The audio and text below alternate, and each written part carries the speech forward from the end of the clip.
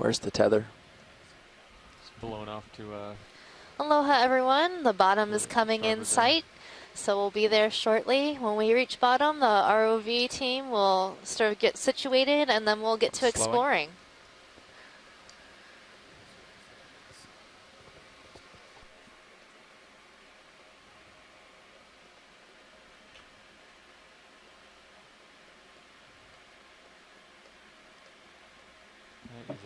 Just for the folks managing the data, there's an odd message in C-Scribe that says that the data is out of range for the dive.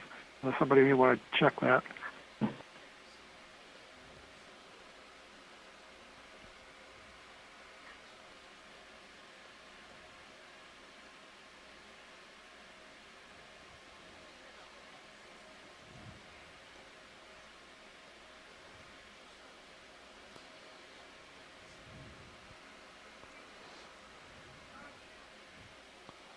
Go ahead, Bridge. Hi.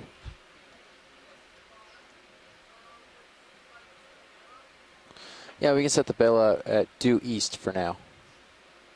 Thank you.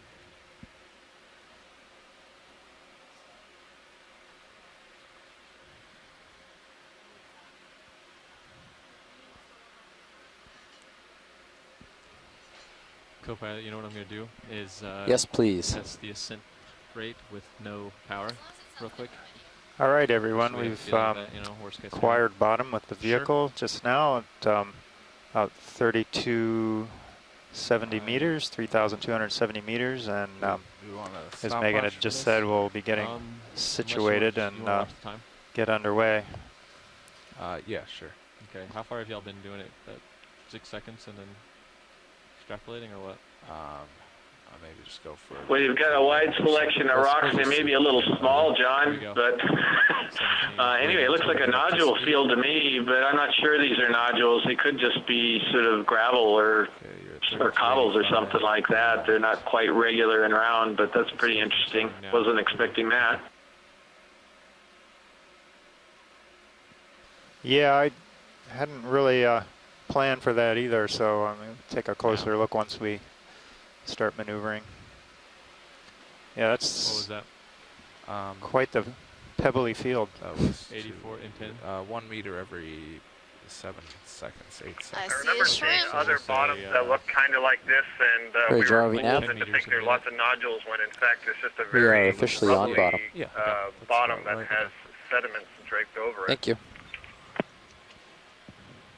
Yeah, 10, maybe a little less than that. A little less than 10. Okay, good to know. That's about what we thought.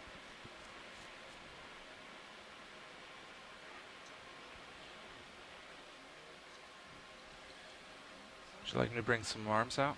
Yep, go ahead and set up. I'm just getting my Z-bias. Great, I'll get set up down here. Railed in. And if we can tilt the cameras up a little bit once you're situated.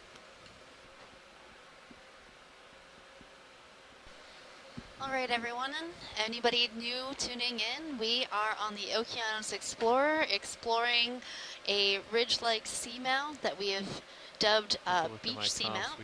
This name was given to us by Ellie, and she's a musician herself, and so she suggested that we name this seamount after a female composer and pianist, Amy Beach. She was a really well-known composer in the earliest 20th century, and since all of the other seamounts in this musician seamount chain are named after male composers, we thought we would add a moniker to this unnamed feature, suggesting Beach Seamount. So this is your biology lead, Megan Putz from the University of Hawaii, and I'm joined here with John Smith, our geology lead. Happy Aloha Friday, everyone out there. And happy Octopus Friday for those octopus fans. I'm currently wearing my full octopus getup, so hopefully we'll see some neat cephalopods today. I don't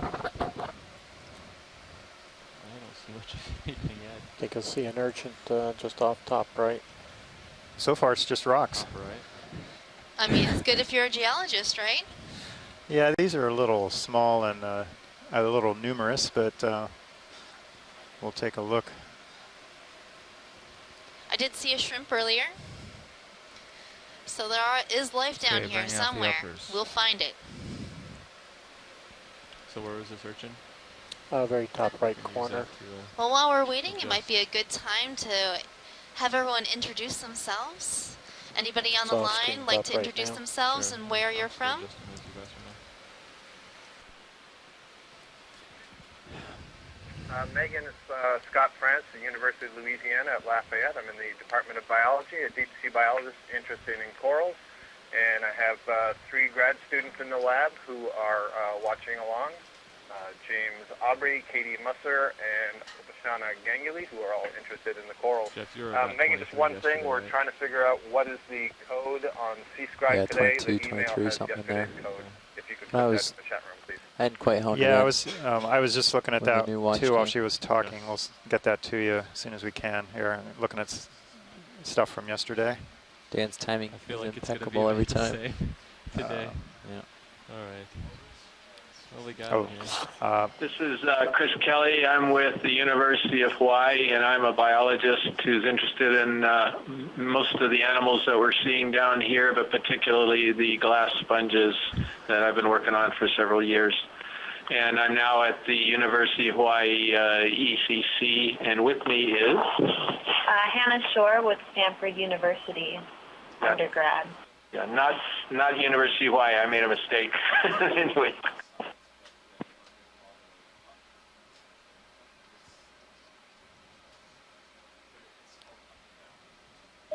This is Bruce Mundy. I'm with the NOAA National Marine Fisheries Service, Pacific Islands Fisheries Science Center in Honolulu, and I'm interested in the fish biodiversity in the deep waters of the Central Pacific, and also the biogeography of the fishes, where they're found and how widely they're distributed. Go ahead, video. Check it out. Give him something. Hey, this is Thomas Morrow. I'm a graduate student at the University of Idaho. I study marine geology, geophysics, and I'm interested in the things that we're looking at right now, rocks. That's not a rock, Tom. That's one of my babies right there. That's a sponge. And I'll just go ahead and describe it a little bit. This is in the family Hyalinnematidae, and this is a Hyalonema of some kind. I think it's in that genus. But that's great. I love these sponges. These are stocked glass sponges. We don't see them very often because they seem to be really deep water specialists. They don't come up in deep. They got to be usually very deep, and we're at 3,000 meters today. And their stalk is very unusual. As you can see, it's very, very fibrous, and so it's a beautiful view. It's a glass sponge, Hyalinnematidae. Thank you. Okay, video's clear. Thanks, Chris. So, Scott, the dive ID number for today on C-Scribe is 733. I think there's a coral straight ahead. Have you been see able it? to sign in? Yes, thank you, Megan. Awesome, that's great.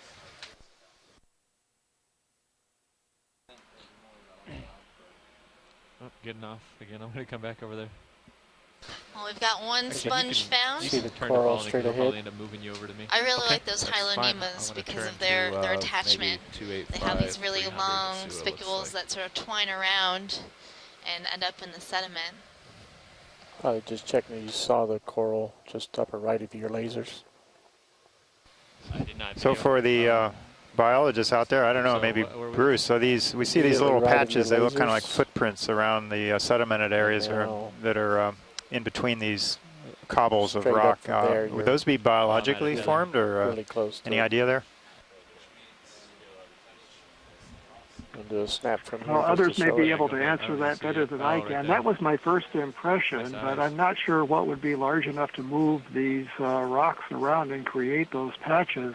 But there could be something that's buried underneath of those that's creating that. Yeah, I'll Also, try to get a little maybe sea cucumbers, holothurians. I doubt that they're from fishes, but it's always possible that maybe Scott, somebody else, could say there was an interesting coral, and I'll let others comment on that.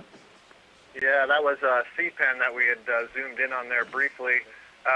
You know, they almost remind me of feeding traces in shallower water anyway. There are various sorts of marine mammals, beaked whales and things that'll take bites out of the bottom going for prey, fish, etc. in the bottom, but I think we're way too deep for that. It could be that there are burrowing crabs, crustaceans, some other organisms that are tossing up these sediments, but I didn't notice any openings when we got down close. So it's certainly something to keep a look at, keep our eye on as we continue through the dive, see if we can identify what's causing these patches. And keep an eye on this HV if you would.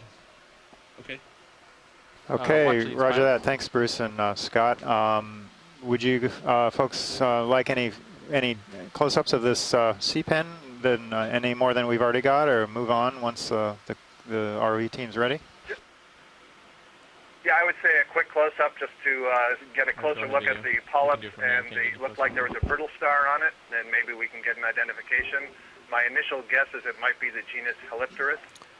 Sinrup sea star? We see actually sea pens like this a lot up on the Aleutian Islands, further north of here, at this depth and down to 4,000 meters, and all of them have these ophiuroid brittle stars in their arm, and hanging on the colony. And in fact, that's why I guess that this might be the genus Helipterus, because it had this brittle star. So that's Bridge, kind of this is ROV Nav. just in general terms, this is a sea pen, Bridge. which is a kind I just of wanted to octocoral. confirm our current bailout plan. Polyps arising from full screen. That main axis there. Due Each east, of those that polyps looks has good. 8 tentacles. How are and, conditions they capture their looking to you food up out there? of the water column, maybe crustaceans swimming by, and that's probably what that brittle star is doing. You see its arms are trailing out into the water. And as you look down towards the base of the colony, it would have essentially an inflatable bulb that's stuck down into the sediments that's securing it there. Video's clear. Nice image to start the dive, so definitely, even though we're 3 kilometers down, there will be corals here. Okay, well, that's good to hear. All right, we'll be in touch. Thanks, Bridge. Scott, do you think it could also be a Protoptilum species? Those also have that sort of similar stock. Possible.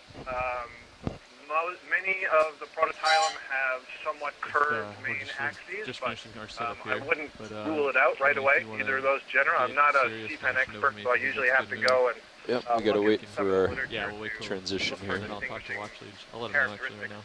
Yeah, in fact, I would. Okay. Yeah, I mean, these things are, hard to know, especially if you're not an expert in them. Back up a little bit. Sure. And just kind of.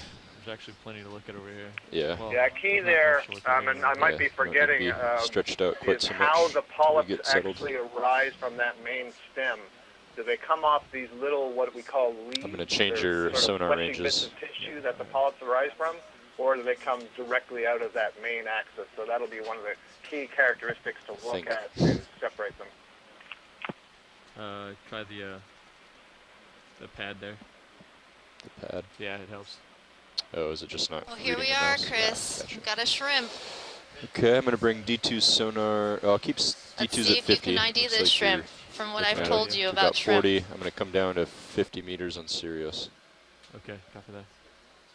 Maybe if you want to do a quick zoom. Hi, Andy. So they just got set up on bottom. Sirius sonar range is at 50 meters. D2s is at 50.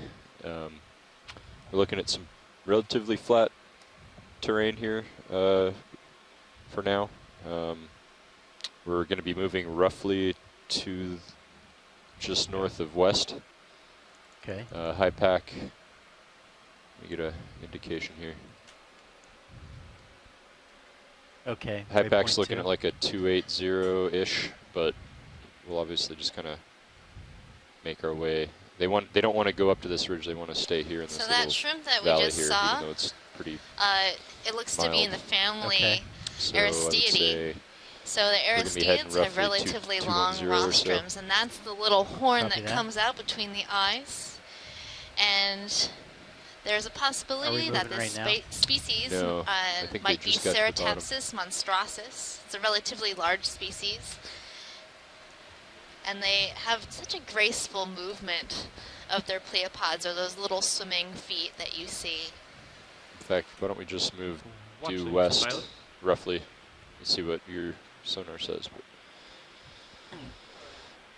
Hey, well, we are all set up here on bottom. We have our shift change as well. So we are good to go now. And as you can see, there's a few things to look at here if we want to go on. But we are ready for you guys. Roger that. I'll check on this. So all swing arms are out. Yep, upper and lower. Okay. I think I see a coral there let's that keep you're an eye about on to the go tether, over, where we the tend white to get stick that loop. that's center lower There's those screen.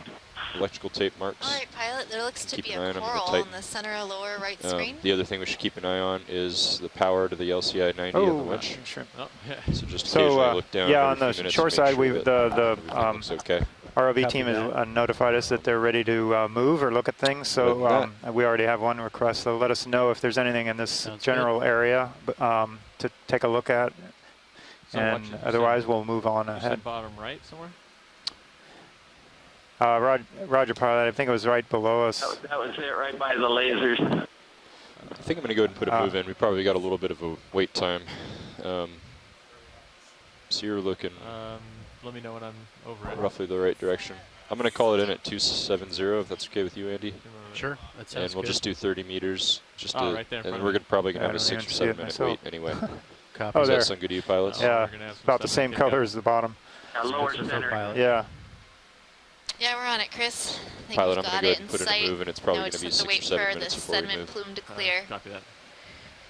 Pilot, I'm just going to slowly swing around to 270 so you can know where you are.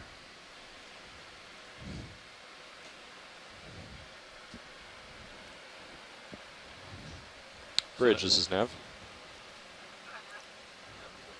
Go ahead, video. So it's while we're all right. All right, it's coming into view.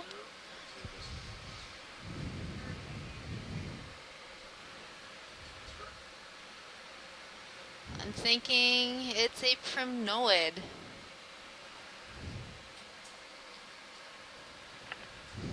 I'm trying to turn it into a bamboo coral, but you have a better view right now. Yeah, I'm not seeing any segments, so no nodes. Probably not a bamboo. Wah, wah. Hopefully we'll see some later. All right. So I can't tell. It looks like there are maybe some prominent points, though, between the tentacles. Yeah, Pilots, that was called in at 2137. I definitely see intertentacular If you want to help me keep an eye on how long it takes to start, or Yeah. co-pilot, if you want to help me keep an eye. They could pan up. Maybe And you'll catch a let me know when you polyp think you're that's moving so we sideways can and get an a idea better of what the look at delay it. is. Will do. Nav, where are those tape marks? Yeah, if we could on the pan tether? up Are they on kind that. of up I around think the they're back? further down on the Titan. So Further close- towards Sirius. You want to see the top? Oh, further serious? Yeah. Yes, please. Okay. Yeah, I think they wanted to see a Is that it pull right up there? sideways. More like a primnoid skeleton. I think that's it right there. Yeah. Color. On the bottom. Yep. Maybe those spines that we're Yeah, seeing so you are just part sometimes of get a the loop body tether there that scales pops that out of the daisy primnoids chain. have. Copy. So we just want Absolutely, to keep an eye on that Very throughout often the dive, they make have sure that doesn't scales that happen. are referred to Will as do. opercular scales, so that when they pull those tentacles in, those opercular scales close over the tentacles. So that could be what we're seeing. And it does look like the tissue that's on the skeletal axis itself is very knobby, and that may be the same scales there. Primnoid scales, I mean.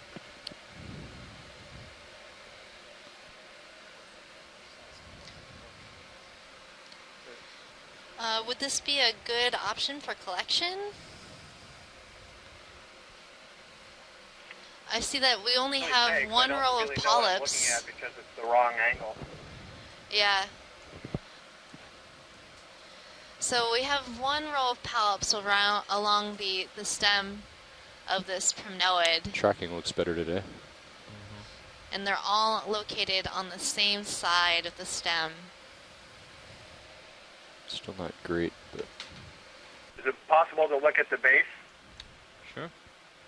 Watch it. See what the Panning down to the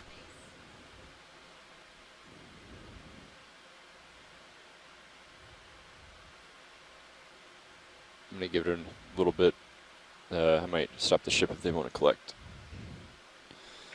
We've only Yeah, I moved think 13 that's meters so certainly far. a primnoid. Yeah, I don't Copy know that. I which haven't one, started moving yet. what species has all the polyps on the same side that are relatively thick and fleshy, like this one that's in the Primnoidae. I'm a bit stumped here, so If that's our max zoom video. see what the people have to say in the chat room. Well, I would jump on the primnoid train too. That's what I think it is. It's certainly not Candidella. It doesn't have enough body scales on it. It doesn't look like it's an Arella either. So best guess is it could be an unbranched Calyptrophora or some other genus. Not really sure at all. Video. Yeah, Chris, I was looking through the Yes. channel guide, and it kind of looks like what we've been Let's calling go ahead and bring the ship to an Primnoidae easy new stop here. genus. Well, that would certainly explain everybody's bafflement on this guy. Yeah, But we yeah, saw that's this a particular ship one about in the 20 meters. Marianas. Copy. The picture that I'm looking at. All right. So it's a pretty cool feature. Do we want to collect it or move on? My thought is if it's a new genus and we didn't collect it in the... one in the Marianas collected? I'm not sure. I don't Right think now we're so. kind of stretched out. So I see after Tina 20 that said in the meters, chat I'll room be- that it looks a little 20 different meters from should the be nice, Mariana yeah. collection. And then she is still striving for a collection. So Well, then I think we should collect it. Yeah, I think. We'll come on out video. Yep. all right. Get me Say position. my The fact pilot. that it's unbranched means you only need a clipping, somewhere along the branch, maybe halfway, perhaps, I would suggest. Thank you, Bree.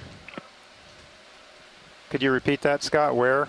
You said a clipping, but I didn't catch where. Clipping around halfway, Okay. but it looks well, pretty I suggested small. about halfway to leave part of the colony, but I see that that's not necessarily the consensus in the chat room, so So I'll are you take the moving, comment Andy, or there. did you We'll tilt get your right up to it. co-pilot? Uh, Or did you just tilt the camera up a bit? No, I just moved. I wanted to get a I little didn't closer. Oh, All right, D2 pilot, could we moved. set Yes, up? I I guess you moved. got, okay. I hold So we in. are collecting this? Yes. Okay. Roger that.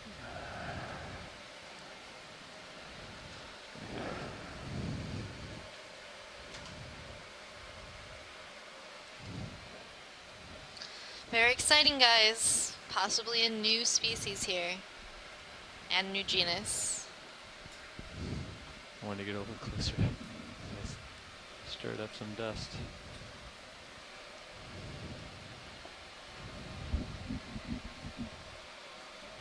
I think I'm definitely moving now. So while we are waiting for the dust to clear, I might reiterate that we are. This is our first Think dive you're moving. out of Yeah. the It's about a 5-minute delay. the U.S. waters. We're on the high seas. We're just Should move for about outside 4 the more minutes. exclusive economic Copy. zone, the EEZ, which is kind of a political boundary, the sovereign waters of the United States. So we're just outside that, 200 nautical miles from the coast. So in keeping with that, I'd like to maybe introduce a couple of our international partners that joined us a little while ago. Has that been There's 32 to Sako 33%? Matsumoto, Yeah, it changed and we took a note on it. Hayagazamas Okay. from So I Japan, saw when it went and red. Tina That Molodsova, was when Dave was in. Dobry Ultra from Russia, though it Go might about be a Thursdays little and bit then early to say good morning there. It's probably So the middle of co-pilot, the if you night. could help me keep an eye on And that they comp. are participating remotely High voltage over comp. the Copy. internet and sacrificing Can we Previous bring up- many co-pilot noted hours of sleep Can we to bring up, join us and Manganese? provide their expertise. Sure The good can. thing is that they will be both joining the Exploration Command Center at the University of Hawaii later on in the expedition. Do you want me to take control, pilot? Mini Zeus? Yeah, you can have it. I was hoping it would clear. I'm wondering if I need to. You want me to put it on the craft? No, I can just come over from there. In our Copy. chat log, I'm seeing a lot of likes about this coral collection. Steve Cairns, he needs something to do before retirement, so here we are. Something special just for him. Do you want me to take your Zeus, pilot? Yeah, it's actually okay right now. Just in case you want to do it during the collection.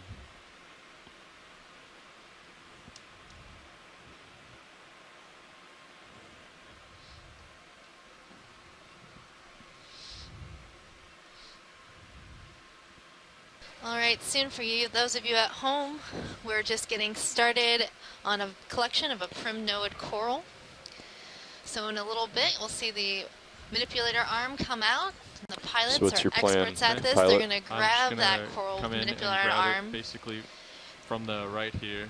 They come have a over little bit of a scissors on that my port arm bio. so that they can Okay. Which snip box the do you want to put it in? right probably put it in the near port the inner. base Port inner. Okay. and put it in our bio box. Right, so this indexing it. box will come out from underneath the It's a ROV critical thing we're and open up so that here. we can place the specimen What's that? inside. And that specimen will hold that Cool. water Yep. at the temperature they're not that it's soon. been Okay. collected at. So Okay, that you're when it spun comes up to now, the pilot. surface, it stays nice and fresh and alive. Okay.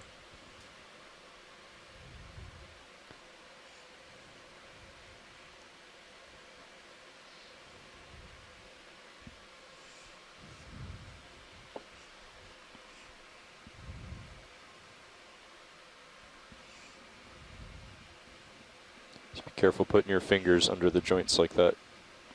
Just remember when you hold down the index button, it could Yeah, definitely. jam your fingers in the controller. Actually have them right to the side here. But yes. Now when I get in there.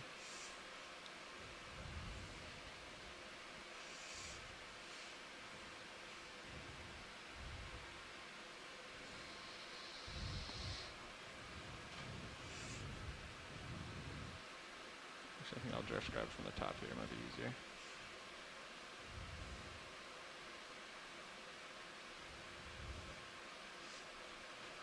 Oh.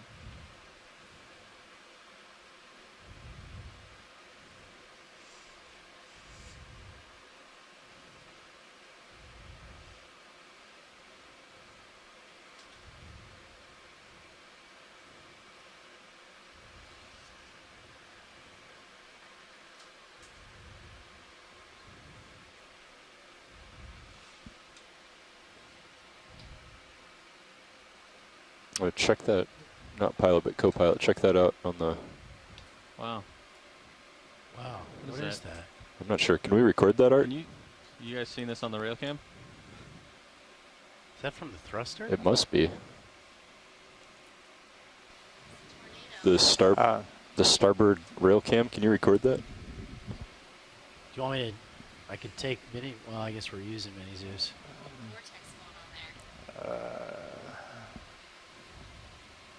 That is bizarre. Oh, looks like it's gone.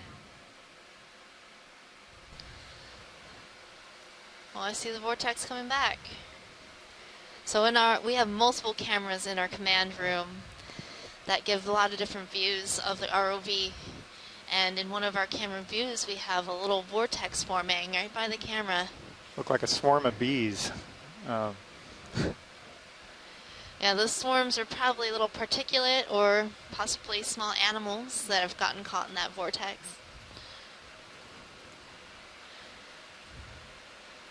Pilot's just getting Do you want to zoom familiar with the orientation of this coral, the best way to pick it up, so that we have the most intact specimen that we can find.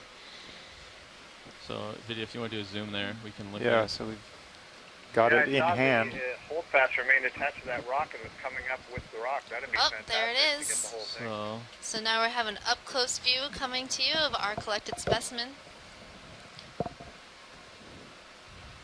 But before we log it, we're going to make sure it's securely in our bio box. Is that all we Anything need can on the happen zoom between video? Can I now go and and when put it in it the box? is placed in Okay. that box.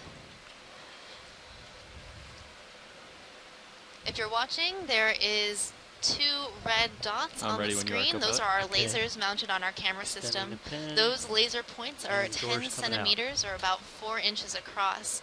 And that gives us a good idea of how large these organisms are that we're looking at.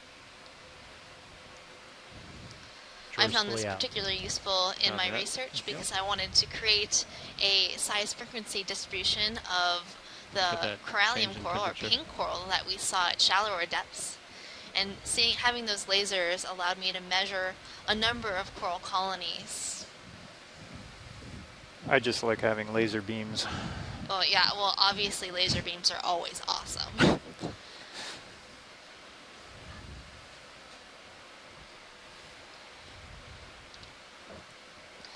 So it looks like we're placing it in the port inside box.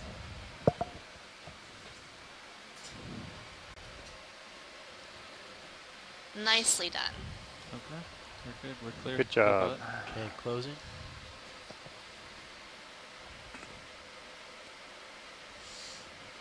Closed. That was at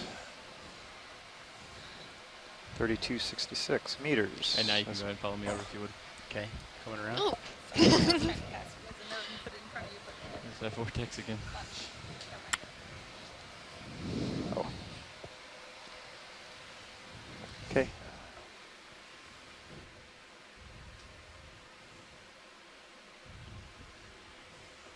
Okay, I am indexed out. I am secure. So when you are ready, you can secure hydraulics. All on right, your end. guys, I'm going to sign that. off for just a moment. I'm going to go grab something to valve eat, pack. and John will be with you And spin until down I get back. HPU. Great, HPU thank you. secured. No, don't go. All right. I'm gonna Leave go me ahead and alone call here in with the a. biology. I feel like we should go ahead and call in a 30-meter move now, Okay. since we have a bit of a delay. Yeah, Copy. I can jump forward there. We'll do 270. So we both need to shift to port a bit. Okay, 270. Bridge, this is Nav. All right, shoreside science. If there's anything else you wanted to see before We'd we like to request a start ship moving? move of 30 up the hill, meters, bearing 270 let at us know. 0.2 knots.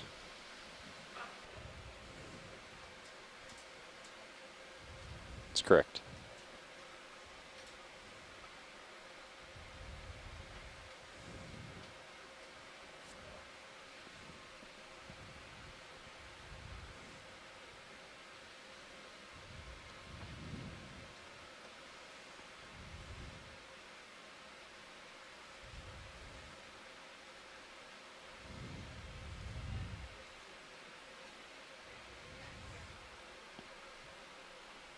Thanks, Bridge. All right, watch these. We're going to continue up this slope unless you guys see something.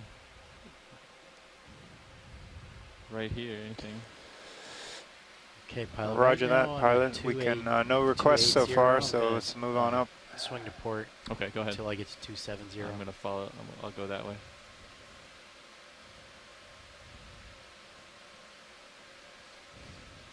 You want to take a look at this? Watch this. While I'm here. Yeah, let's take a quick So you got about 5 minutes before you move. Sure.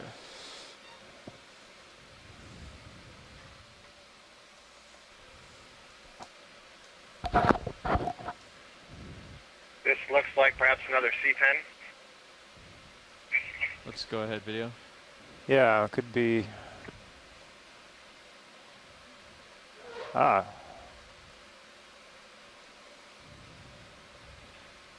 Yes, so this is what we had a close-up view of before we saw the primnoid.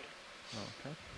Got another brittle star hanging on to the polyps that are extending from it. All right, so the same species, or maybe even the same one, you think? Yeah. Yeah, no, I think it's probably the same species. We can move on from this. Okay. All right. All right, video. When you're ready, we can We'll move on. move on.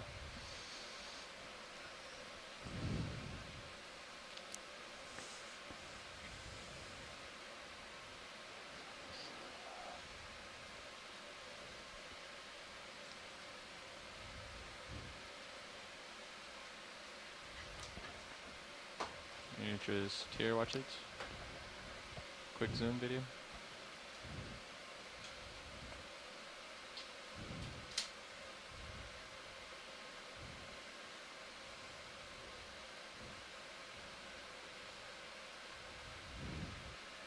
Doesn't sound like it's a video. Whenever you're ready, we can continue.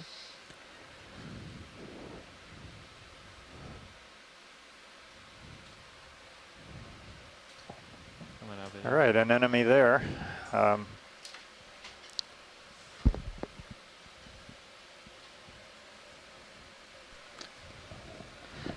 So John, this surface looks fairly uniform with all the little rocks here. What's going on geologically in this area? Well, that's a good question. They don't, as I think Bruce might have pointed out earlier that they're too angular for nodules. Really, the seafloor typical nodules are more of a rounded kind of or oval, or basically more spherical, roundy than these. A lot of these look very kind of jagged edges. And just as we're talking about that, it looks like things are about to change as we're coming up on, I think, the base. So now I think we're in the saddle. I mean, we are in the saddle. It's fairly flat saddle, which is the point between a couple cones, which are probably volcanic constructs. And that typically, you're going to have more sediment and kind of on the lower relief. It's basically just a bunch of rubble that's probably over time slid down slope as the feature has degraded over time. These are probably on the order of well over 50, 60 million years old. Maybe even older, 70, 80. Said it's going to be another minute or two before Sirius moves. So now we're coming up probably on the base of the first cone, and we're seeing the bigger rocks that didn't travel as far. If we're going to proceed with that same theory of how all those little rocks got there. So usually in a kind of a landslide or a slope movements, you have the bigger rocks are closer to the source because they're bigger and typically don't go as far, at least on a lower slope, and then you might have other ones moving down further. So if anyone else has a comment on that, happy to hear it. Go ahead, video. Quick zone.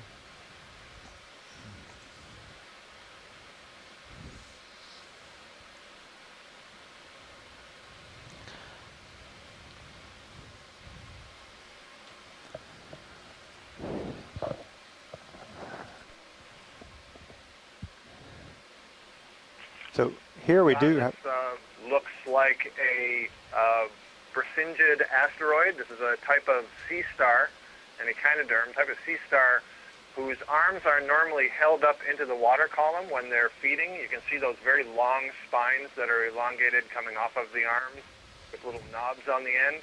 And those spines themselves are covered with tissue that have little hooks embedded in them, and they can capture floating and swimming plankton as it moves by, zooplankton, and then they will transfer those captured things to the underside of the arm, carry it down to the mouth, which is against the rock down there in the center where all the arms combine. I'm not sure what genus this would belong to. I'd need somebody else who has access to the ID guide to test that out. All right, thanks, Scott. I was actually just about to comment on the wonderful manganese crust that we're seeing. It's strapped to manganese coating or polymetallic crust that's bumpy texture. We call that a botryoidal texture. That's, I believe, Greek for grapey. It looks like kind of a bunch of grapes, sitting there, bumpy. So that precipitates out of seawater. It's composed of a lot of what are valuable metals, actually, some kind of toxic, in fact. So we're always interested in how the creatures live on that. Yes. But, that's typical for these old seamount features, that you have a fairly thick coating of that crust covering everything. All right, we'll move up slope, continue up. So are these types of transitions that you can see in the Sirius view right now on video feed 2, are those fairly common along these ridge-type features, where you're transitioning from a small rubble-sized group to a larger rubble field? Yeah, they actually are pretty common, and they're fairly dramatic sometimes. And like you said, we'll see them at a change in slope. And that was pretty interesting to see that real stark change in slope from that saddle area to this to the moving up the cone. And this is what we generally call a talus field. So talus, or also some parts of the world call it scree, which is broken up rocks that basically slide down slope and will collect along the slope and in a pile at the base. It can be pretty jagged, and this is also quite common on land. You might see this at the base of mountains or foothills, and can be very angular or rough and pretty difficult to walk over. And so these are usually just piles of rocks. You will also see these like in rock quarries at the base of cliffs. So here we're moving along to the west. Yep. Been moving for about 2 minutes. Would Probably areas another like 3 or this 4 provide a minutes. stable habitat Movement, for the ship is organisms? stopped, but Sirius is Or would fine this now. be moving around too much? Pretty flat up well, ahead, that's but we we're can basically see moving that obviously 270. there's not a lot of organisms. So yeah, it wouldn't be very stable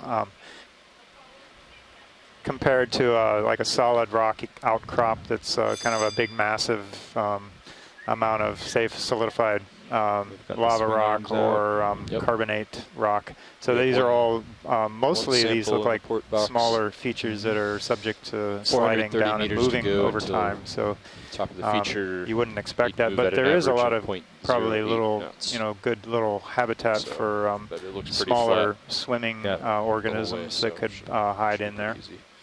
All right. I'm going to range down on D2 sonar, give you 30 meters. Video pilot. Go ahead. Is the ROV HD zoomed in at all?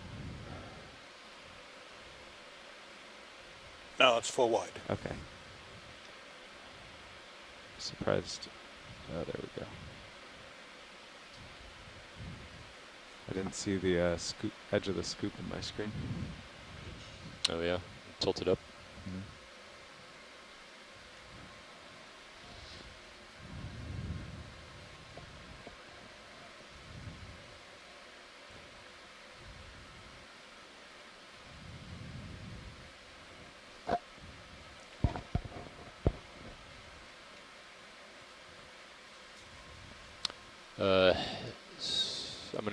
I could go ahead and call in another move. It's about a 5-minute delay, and the ship Sirius is just stopped. Sirius is going to stop We have a within minute couple, or so. it looks like, Okay. I'll go ahead and call in another 30 meters. brittle stars there, or more of the 270. Brazilians. Does that work for you, co-pilot? Works for me. Okay. I'm having to work a little bit to stay kind of, there's a bias in the heading sometimes of around 7-8 degrees. Push into starboard. Yeah. Well, it kind of varies. Yeah, okay. But yeah, 270 All right. is great. Bridge, this is nav.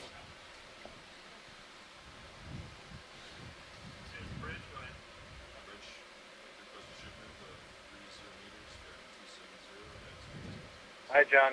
Just a test.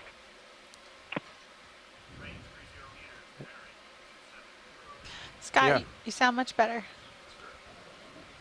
So I'm lined Yeah. up now, pilot. Copy that. Move back to center.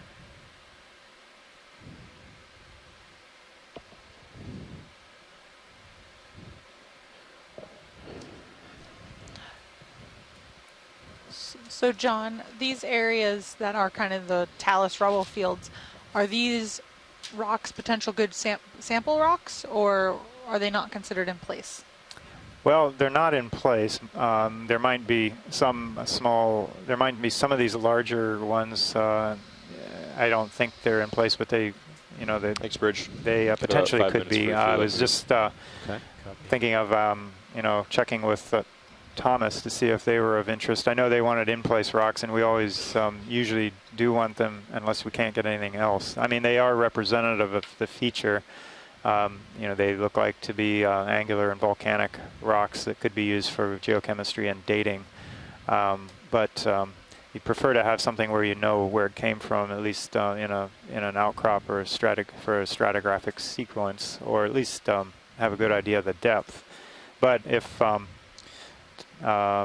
Thomas would like to comment on that, if any of this would be of interest to grab a piece of, there's certainly plenty to choose from, and they look like most of them are not cemented by the polymetallic crust.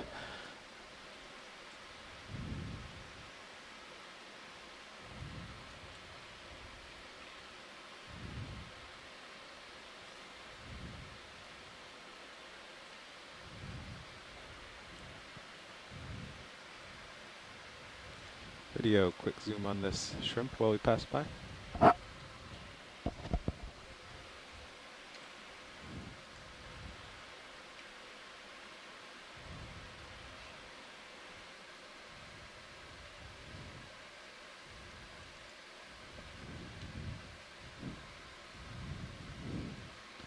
In the absence of anyone else saying anything about this shrimp, I will note that this is probably a nematocarcinid. That's the name of a family, Just hold it for a few more which seconds. translates to thin legs, thin-legged shrimp. And these are quite common in the deep sea, and you can see it's got these very, very long, narrow legs, and also very long antennae, which it sweeps around itself, presumably trying to detect prey from chemical odor, or perhaps mechano sensation, touch sensation, feeling waves as they swim. All right, thanks, Scott. Do those pretty much stay like this, isolated by themselves on the bottom, or swimming, or are they ones that might go and be a commensal and join a coral or a sponge at all? It seems like it might be difficult physically with those big legs and antennae. A couple of minutes before Sirius starts moving. Do you feel Yeah, like that's a good question, John. Those are ones that we would typically see on the bottom. You can also see them swimming in the water column as they move from place to place. Yeah, I'm definitely but you know, I don't know that I've ever seen one alight onto a coral colony or a sponge. It's possible, but they're certainly not the type that would be considered associates of those other species. All right, thank you.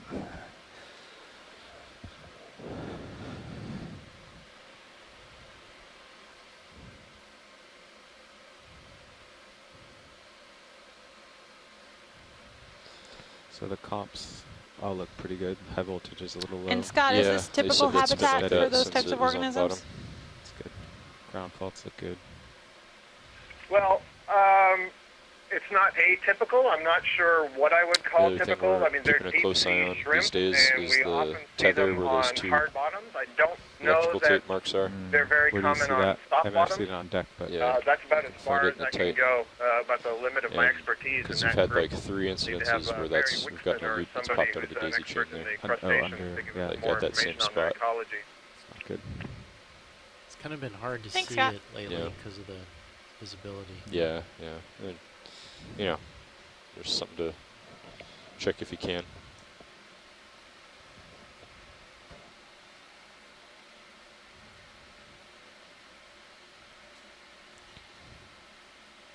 Watch lead, this is pilot.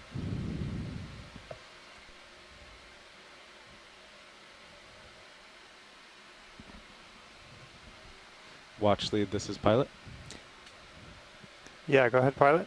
Oh, just letting you know we're cruising around here. Don't see a lot of biology. As I say that, this coral comes into view. But yeah, let me know if you want any zooms or try for a rock sample. Is this coral center screen of interest? Okay.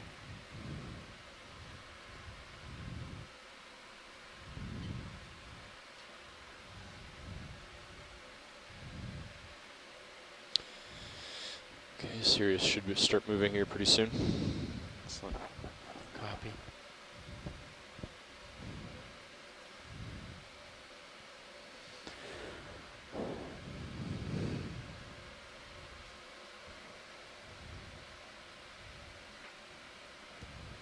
Thanks, Bridge.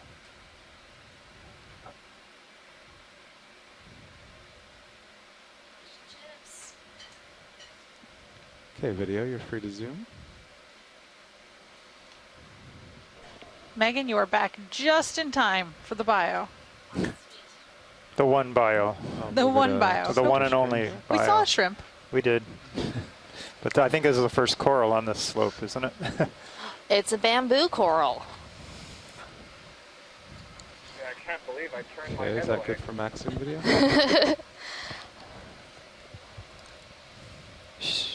Go ahead, Megan. You're like a de facto expert looking at so much of the video now. Yeah, well, it's definitely a bamboo coral. I'm not sure if it's nodal or internodal branching. I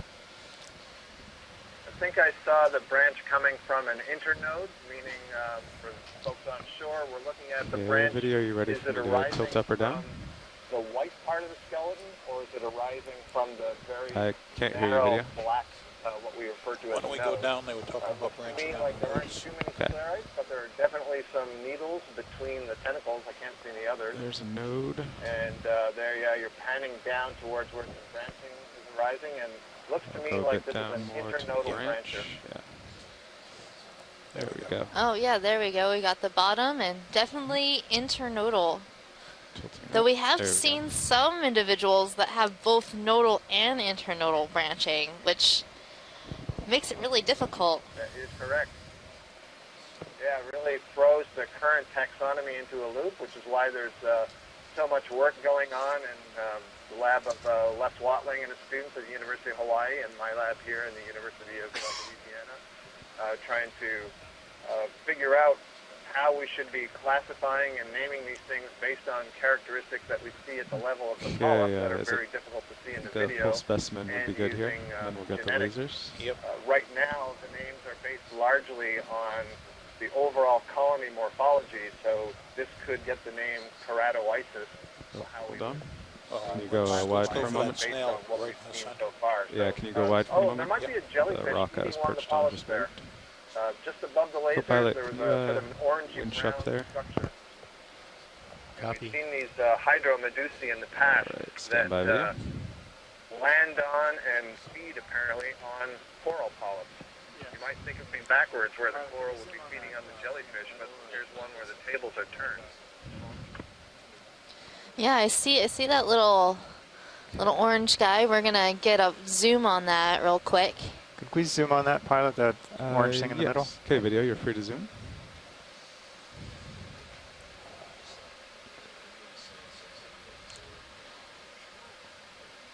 Yeah, it does look like a little hydromedusa. Now these little jellyfish that we see on the coral are in the genus Angina.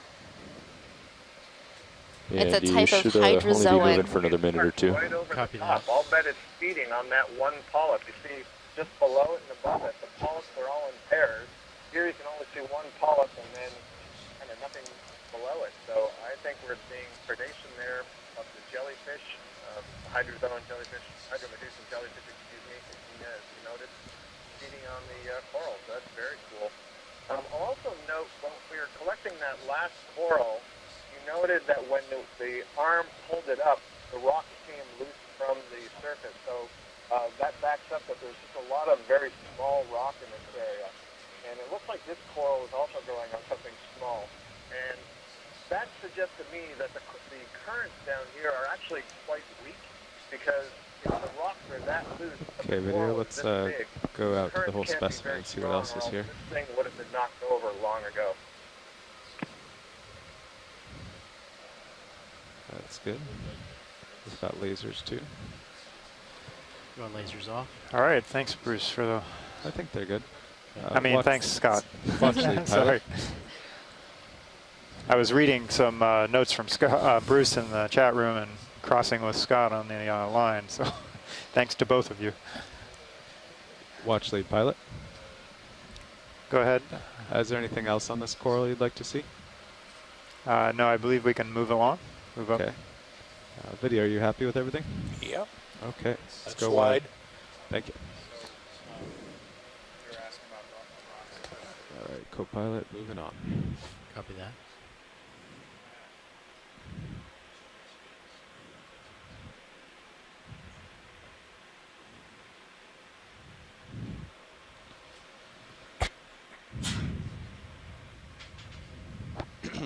So the series should be about stopped at this point.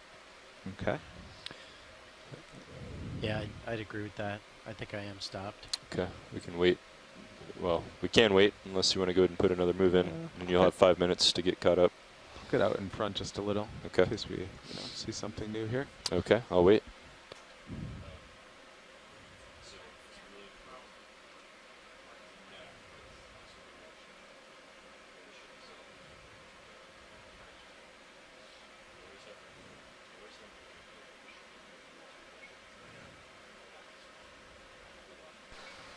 All right, looks like we're seeing a couple more animals here. This might be another primnoid. And I also see an ophiuroid over on the left-hand side of the screen. Quick zoom here, video. Verify it's the same. We're going to do a quick zoom, confirm That's what good. this guy is. Oh, and looks like we have a really beautiful crinoid on this bamboo coral. Watch lead, is there interest in this crinoid?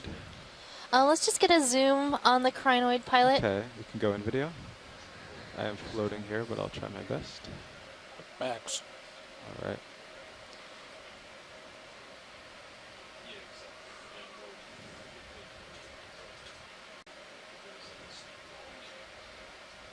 So this crinoid has these very long filaments at the end of its arms.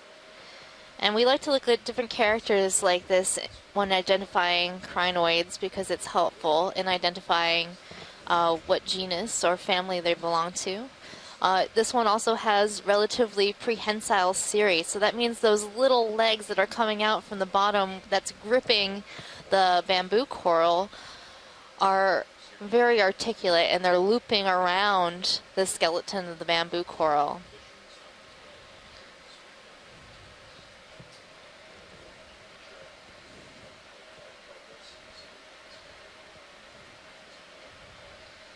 So Chris, do you have any ideas of what family this might be? Yeah, I was just looking through the guide as you were talking about this. So these naked filaments here at the ends of the arms, that's reminiscent of Atelocrinidae, and there's one species that's here in Hawaii that we recognize as Paratelocrinus conifer, but I usually don't see them on corals. I usually see them on rocks. And I'm trying to remember what Chuck Messing, he's one of the crinoid specialists there of the world, was saying. I think there's another group of these commatulate feather stars that have got these naked arms too, and I was trying to remember what it was, but for the moment I'm suggesting it could be Atelocrinidae. Hey guys, before you go, there's a chrysogorgia right behind right behind the crinoid. It looks like a little tiny iridogorgia or a plurigorgia, more likely a plurigorgia, but maybe we can zoom in on that. Yes, we'll head that way.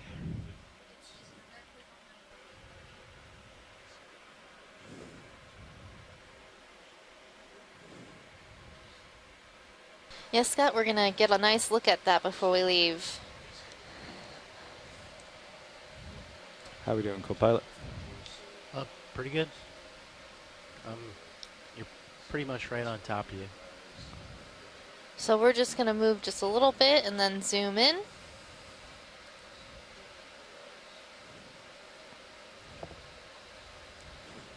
Okay, video, you can start going in. I've lost it, but I know it's back there somewhere. Yeah, it's sort of the same color as the surroundings. Oh, I see there it, it yeah. is, right down, bottom left. Smaller than I thought. Okay, I'll settle over there. Now we're seeing a small chrysogorgid, it looks like. You can tell those chrysogorgids because their polyps seem really large in respect to their skeleton. And they don't have those body scales that we saw on the primnoid coral that we collected earlier. So we have 2 branches, so it could be a very small iridogorgia.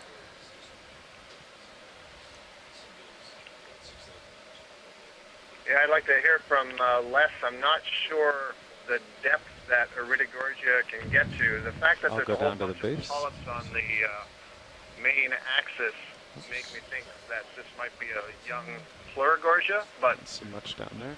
Okay, back up. It looks like Les is saying it's a very small iridogorgia magnispiralis. The little baby guy. How old would this be, you think, Les?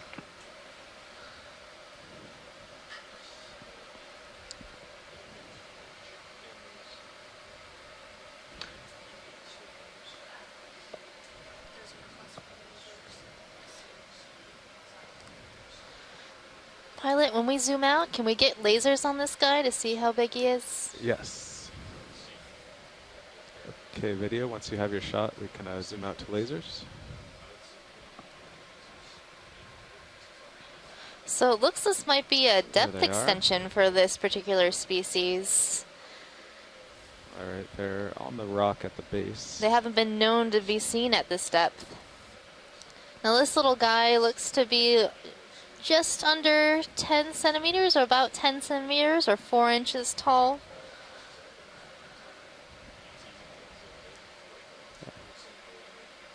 Okay, all set with that And watch Les lead? Watling is pointing out in the chat room that it looks like there's about less than 15 Alright, let's go wide polyps on video.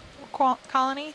And Tina is commenting that it's likely less than 10 years. It's an exciting find. Yeah, very exciting. It's a really young one. Oh, this looks like a nice angular rock. Tom or somebody, geologists, any idea if we want to collect this one? It doesn't look like it's been in place since everything around it is relatively cobbly. I think it's a little large. Is it a it's little about, large for us? Yeah, 30 centimeters tall. I was actually headed over to look at this ophiuroid, I believe. Yeah, let's get a nice zoom on this Ophi. So we've been having some trouble IDing these ophiuroids. We've gotten conflicting information of how to ID them, and they're also... Oh, there's a swimming thing. Oh, I think it's a squat lobster. Yeah, I see that. Oh, he went behind a rock. If he stays put, I can get him after. All right. Just set down. I probably scared him when I sat down. Indeed what it was, Megan. Good call. Okay, video. Free to zoom. So these ophiuroids... oh, this one looks like it's something we do know. It's down. not actually an ophiuroid, but a type of sea star. And back up. Looks like, what's the name of these guys?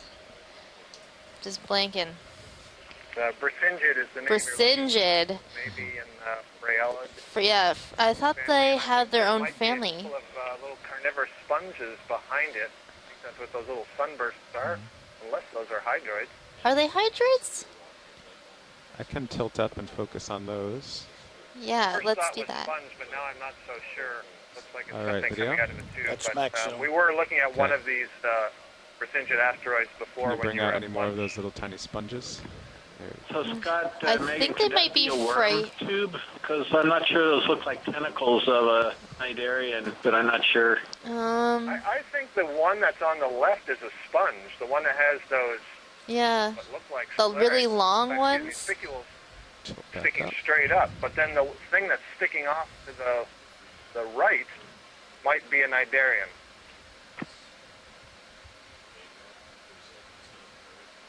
Very interesting. They're very small too. They are very tiny, these guys. Yeah, I'm going with hydroid growing off of a sponge. All right, sounds good to me. Well, Okay. this Brisingid-like star that we're looking at, I think it actually might be in the family Phragalidae, genus Phragastera. So it has 6 arms, and these stars are relatively common at these types of depths. Perhaps Chris Ma will call in a little bit to tell us more about these types of deep sea Phragilid stars. Okay, video. So Let's Megan, get the whole I'll sub for Chris star. just in case he's not on right now. So the way you differentiate the Brisingidae from the Phragasteridae or Phragalidae, I guess, Laser. is sort of this ribbing that's along the arms, and I didn't see it on this guy, so I think your ID is solid. I think it is a Phragilid and most likely in that genus Phragastera. Okay, we can go wide. Thanks, Chris. That's awesome. It's really important to understand the characters we're looking for when we're IDing these animals, since we're doing all of this by just visual observation. So we're trying to find characters that are relatively obvious when we zoom in and look at these different species and try to get a good idea. Oh, there's a fish. We have possibly an ophidiid coming into center screen on the right side. Fish. Yep. Oh, I see it. Yeah.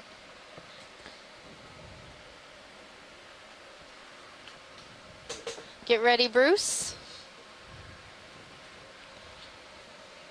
Okay, video. Let's go from here in case I scare it.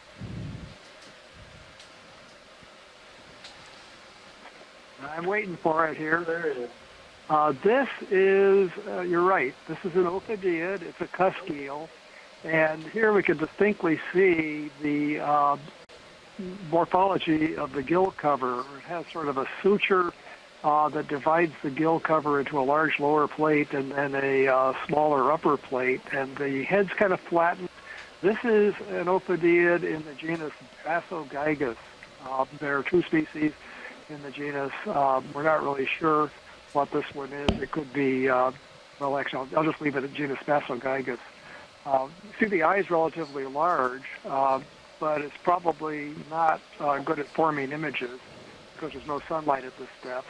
There are little thread-like fin rays on the paired fins on the belly just behind the head that we can see just a minute or so earlier. That's characteristic of the family Ophidiidae, or the order that they're in. Kind of an eel-like body, very slow swimming, very low energy use in this form of swimming. It's interesting, it looks like something's taken a bite out of the lower part of this fish back toward its tail.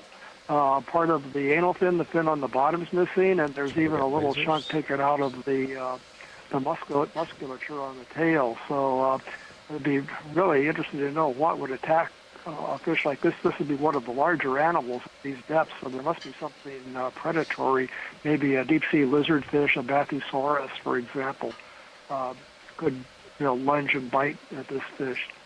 So it's a cusk eel, Ophidiidae, in the genus Basogygus. Thanks, Bruce. Will their fin rays grow back?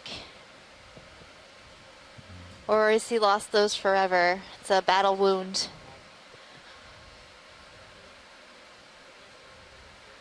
I'd speculate that they probably won't grow that back. It looks like it's healed over. It doesn't look like a fresh wound, and I suspect it's going to have to live like that for the rest of its life. And often even in shallow water, see fish that have damaged fins or bites taken out of the musculature. If the fin ray, the fin membrane is damaged and the musculature to which it attaches is not, they'll often grow back. But with a missing part that deep and taking out the base of the fin, including probably the bones at the bases of the fin rays, I doubt that that's going to grow back. Oh, poor guy. We often see these elongate fishes, the rat tails, for example, with the tips of their tails missing. And sometimes they'll grow a false tail fin in that area. And that's a fairly frequent thing to see in elongate deep-sea fish. Well, he is a beauty.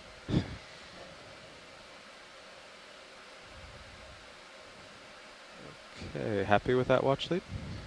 Yes, pilot. Okay, we can go wide.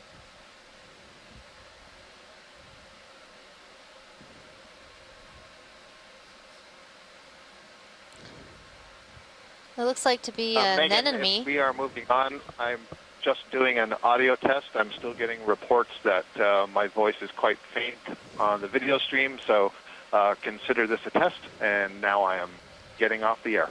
Okay, well, I can hear you a lot better now, actually. Loud and clear. Much louder than before, so it's great. Thanks. Okay, I guess I'm going to have to use the handset instead of the speaker mode. Thank you. Yeah, before people were able to talk over you, it was hard to concentrate on what you were saying. But it sounds great now. I just want to make a few comments about the rocks here. I don't know if John's here with you, but I saw a couple of rocks go by that looked like they were pillows or broken pillow pieces. I don't know, right now they're not in view, but we could be in an area where we're starting to get into pillows that might want to consider looking for a good rock. Yeah, I was thinking that too. Do you think it might also just be manganese crust forming over the rocks?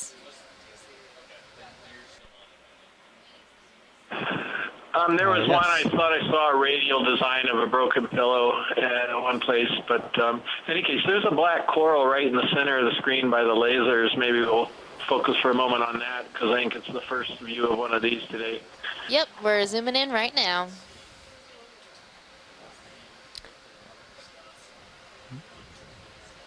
There's also a beautiful crinoid up at the top of the screen. We might take a look at that before we leave here. Yeah, John just left for lunch, but he should be back shortly. But if we do see a good rock, we might pick it up.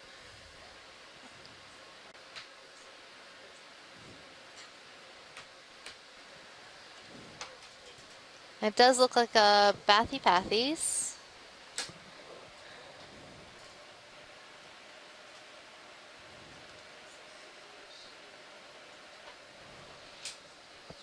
Now these Bathypathes, oh, there's also a Cladorizid. So Nav, we are not moving currently. Is that fair? So Cladoryzids are That's carnivorous sponges. They actually have little modified hooks that can catch things that swim by, sort of like a Venus flytrap of the deep sea.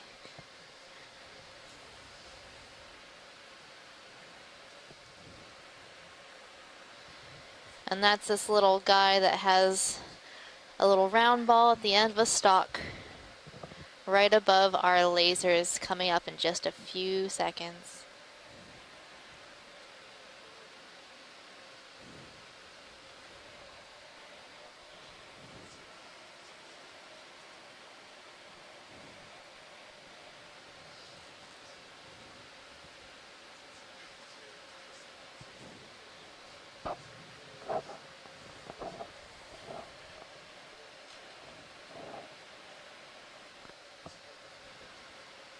So we're getting into position. There's some nice rocks in this area too.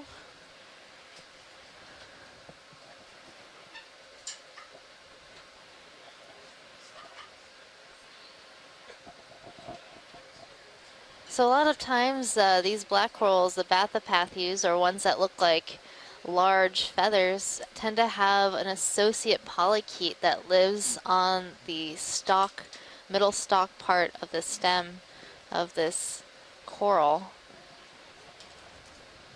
A polychaete is a type of worm.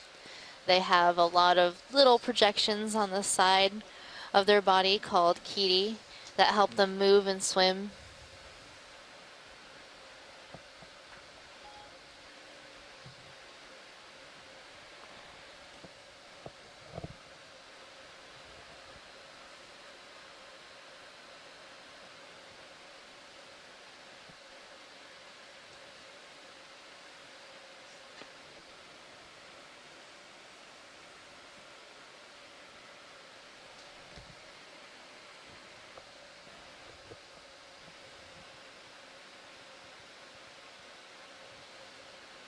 I just love how when we're going into an area and it looks almost barren, then you start to zoom in and you start to see so many different things.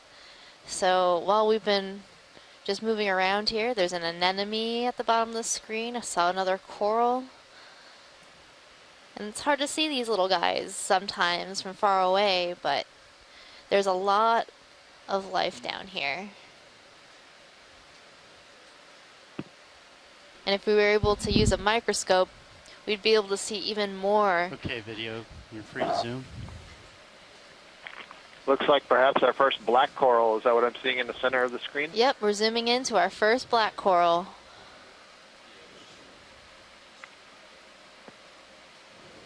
That's a beauty.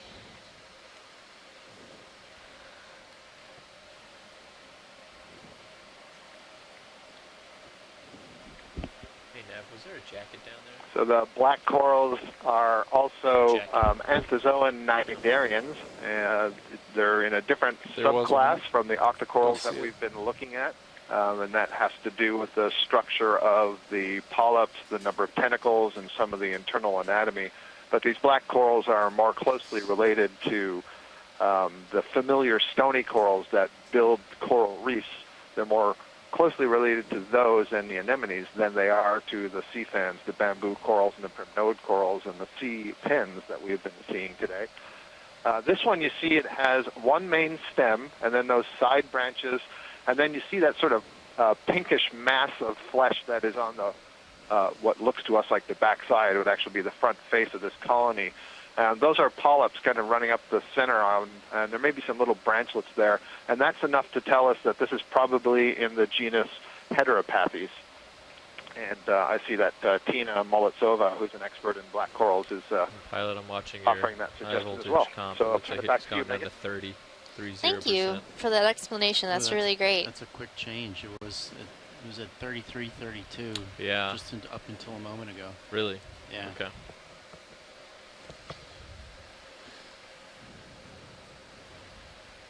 Watch lead pilot, would you want me to take a look at the base or zoom out? Let's zoom out. There was a little cladorizid located just below this coral.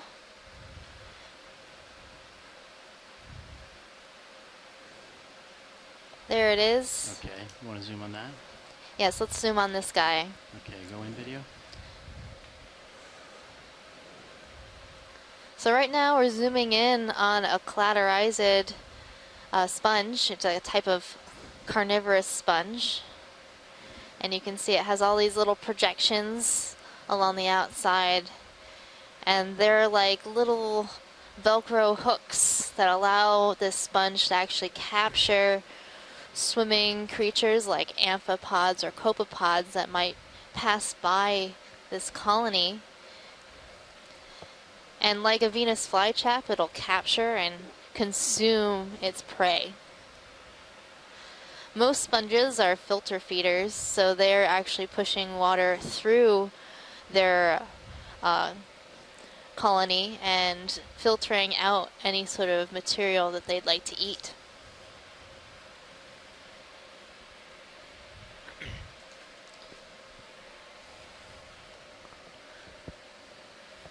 Well, it looks we have a little isopod to the base of this. Do you have any live video? Do you have any more zoom? Nope, that's it. No, that's it. So isopods are related to pill bugs. They are pill bugs. So if you ever turned over a rock and played with those little pill bugs, this is actually a deep sea version of a pill bug. This guy has really long legs to walk along the bottom. Thank you, pilot. You're welcome. So we're ready to move on? Or is there anything else in this area you'd like to look at? Is there anything else anybody'd like to see that you saw when we came in? Top left. Maybe a quick zoom on that crinoid. Okay, go in video. Alright, I might have to pick off the bottom and get a little bit closer for that. Would you like me to do that, Watchley? No, I think we're good. Okay. So that crinoid has some really long cirri. Those are those little legs it's standing on. Anemone on the right side. And it might be in the family Atelocrinidae that we saw attached to our coral earlier.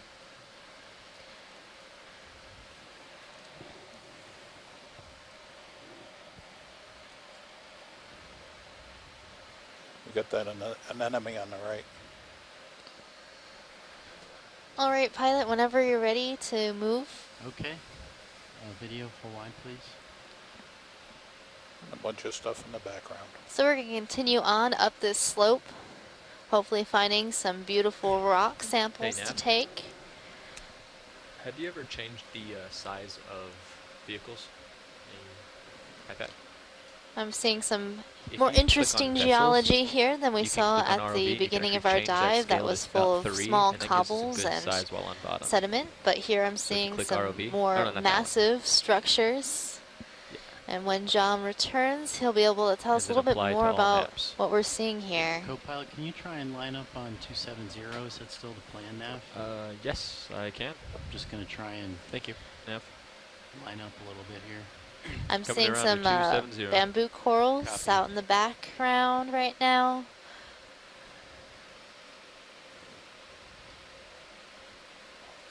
All right, so I'm going to kind of push the port a bit. So for those of you just joining us on shore, I'm your biology lead, Megan Putz, on the Okeanos So that's where my Explorer. heading is set. And today we are But it's gonna be, taking a look at a ridge-like seamount in the musician's seamounts. We've given this seamount the moniker beach seamount, and that name was given to it to honor the female composer and musician Amy Beach. She was relatively well known in the early 20th century for her symphonies.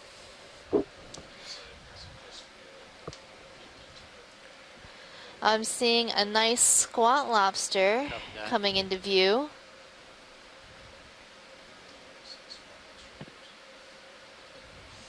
It's one of those nice big white ones. Yeah, go ahead and put the move in now. Megan, I thought it might also be nice to share with the listening public that the water temperature down here at this depth is only 1.5 degrees Celsius, so only a degree and a half above freezing. Yep, that is very interesting. People don't really realize all the time that as you get deeper in the ocean, the temperature decreases, and you think we're just above freezing, but our water here is never going to freeze due to the pressure 270, of and that all the water above it. Agree with my sonar, so that There's really immense pressures at these depths. Copy that, Copilot. What have you been moving at, distance-wise? Okay.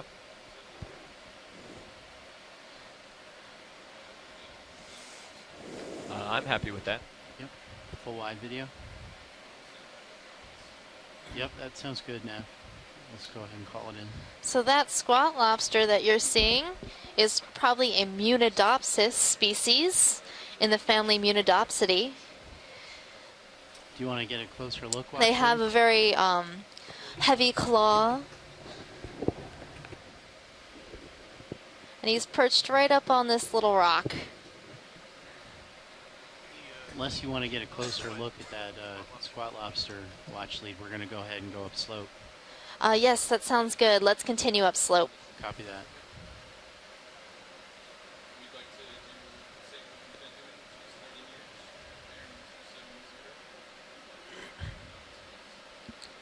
So we're going to move away from this area and continue up slope to the summit of this seamount. And along the way, hopefully we'll see some more new and interesting things. Seeing another one of those black corals that we zoomed in on earlier. Looks like a Bathopathes or Heteropathes.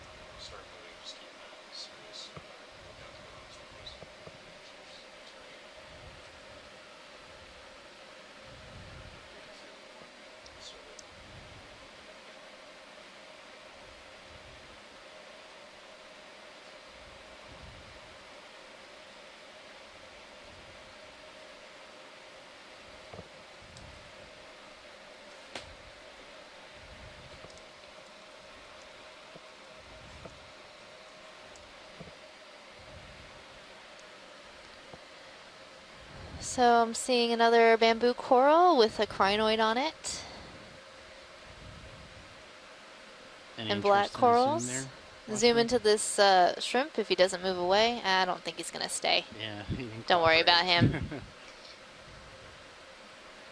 I really like shrimps. They're pretty cool, but they're not always the most cooperative. Okay, looks like I'm lined up again, Copilot. Copy that. It's good on sonar. Looks like I'm pretty far out too. I'll give you what I can as you keep going. Could we zoom in on this coral right to the bottom of the screen in the middle, underneath the lasers? Sure. I think this might be another Chrysogorgid. Go in partial video. Oh no, it's a black coral. Do you want to go in for a full zoom watch lead? Let's do a full zoom of the top. Copy. All right, I'm going to sit down a little bit. Oh, full wide video.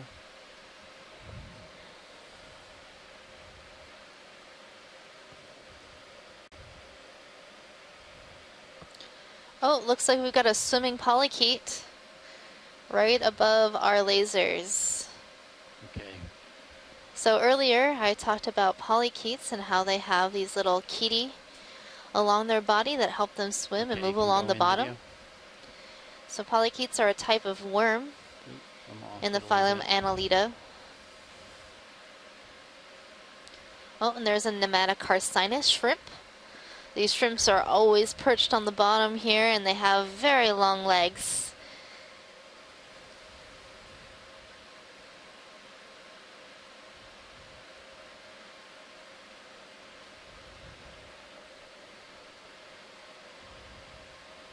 You know, that one's interesting because it looks like it's a different species than the one that we saw before. The coloration is certainly different anyway. Yeah, the coloration is different. Generally, I see them being more pink, but I've seen some of many different colors. And the way you ID most shrimps, especially losing it a little bit. Sorry in about this that. family, I've Come out a bit. been doing some research on it, and it seems like the rostrum, or that horn that sticks out between the eyes, Okay, you can go back in. has a lot to do with being able to identify them fully. You count how many spines they have on the horn, or the rostrum, above and below.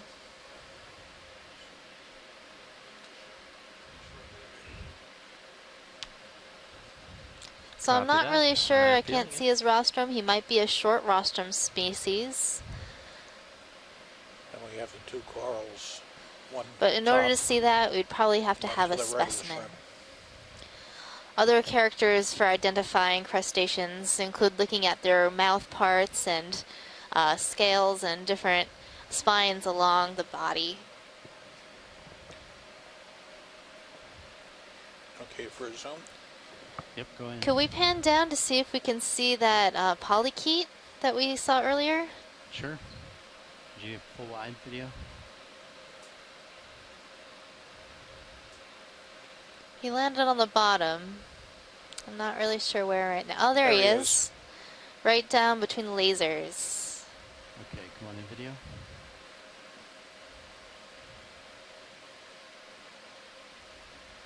Look at that. That is really interesting. That's Max. Okay. So I do think this is a polychaete, maybe a type of bristleworm. I'm not an expert on the deep sea polychaetes. It is really odd. I've never seen them with these really long sort of projections. Have to ask a polychaete expert about this.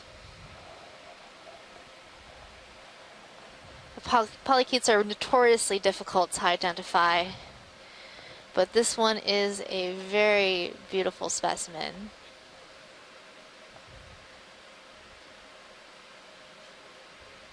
Too bad we can't collect it. He's gonna swim for us. Oh, you see how when he moved, all those little bristly projections moved together like big scoops or paddles.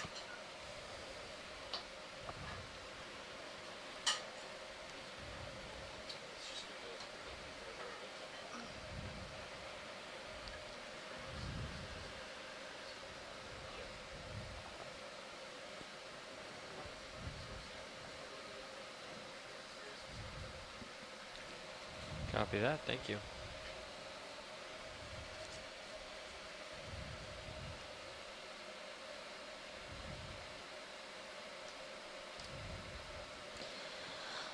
All right, pilot, I think we're good on this for biology.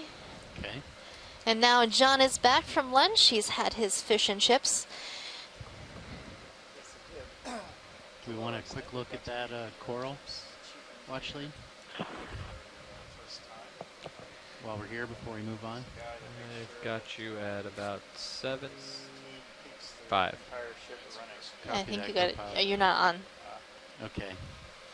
All right. Yeah. Full line video. So, yeah, this is John. I'm getting my switches worked out, but yeah, just got to meet the ship's engineer at lunch, and for the first time, chief engineer, and he's the one that keeps everything running and keeps us operating. So, very important person. Almost as important as the cook. Almost. Almost. So since you've been gone, we started to see some more interesting geology, perhaps some broken pillows, and I was hoping you might be able to help us choose a rock sample coming up. Yeah, well, I think any of these would be suitable, though I was wondering if we'd heard from any of our onshore geologists if they'd want something from this talus slope, since it's all loose and not in place, but they actually look like pretty good rocks that would be representative of this feature. Something is better than nothing in this regard. Well, as long as it's originating from the volcanic activity itself, it has that signature of the surrounding volcanic activity. Yeah. What time did that so, finish, Snav? I'm inclined to get one next time we sit down, since we kind of have a limited dive length today. Thank you. Yep. This is an interesting sea star. Wow. Oh, it might be one of those slime stars. Come in partial video. Now, I've been asked to look out for a particular kind of these by Chris Ma, so let me see if this is the one that we are looking for. Come out a bit video. Well, actually, is that in terms of sampling? Or in terms of sampling. So this looks like a hymenaster. Probably move the ship back just a little bit. Actually, we're probably coming to an end. But right no, here. it's not the one that he wanted.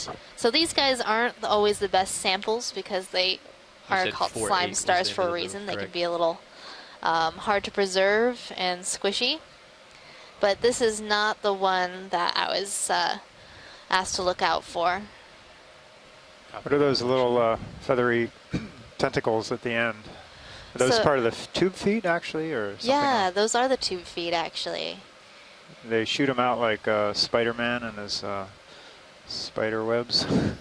Well, he's looking for new places to move, so if we had a time lapse and the time to, video him, they actually move quite a distance across the seafloor, just moving their tube feet along. Actually, I think I can see him moving, even though the ROV is moving. They can haul when they want to. Sort of like turtles. You know, you think they move slow, you look away, and they're somewhere else. Yeah, so this one's pretty big. He's the lasers are 10 centimeters for me, so he's about a foot across, huh? Yeah, he's a big one. Do we want to get a closer look, watch lead? Otherwise, I kind of got to move on. Yeah, let's take a zoom on the center. I'm coming to an end right here. I slowed down significantly. If I'm not already stopped, I will be. Go in video.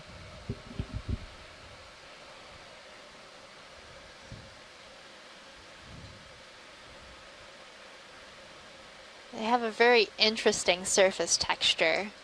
It makes good for some good video clips.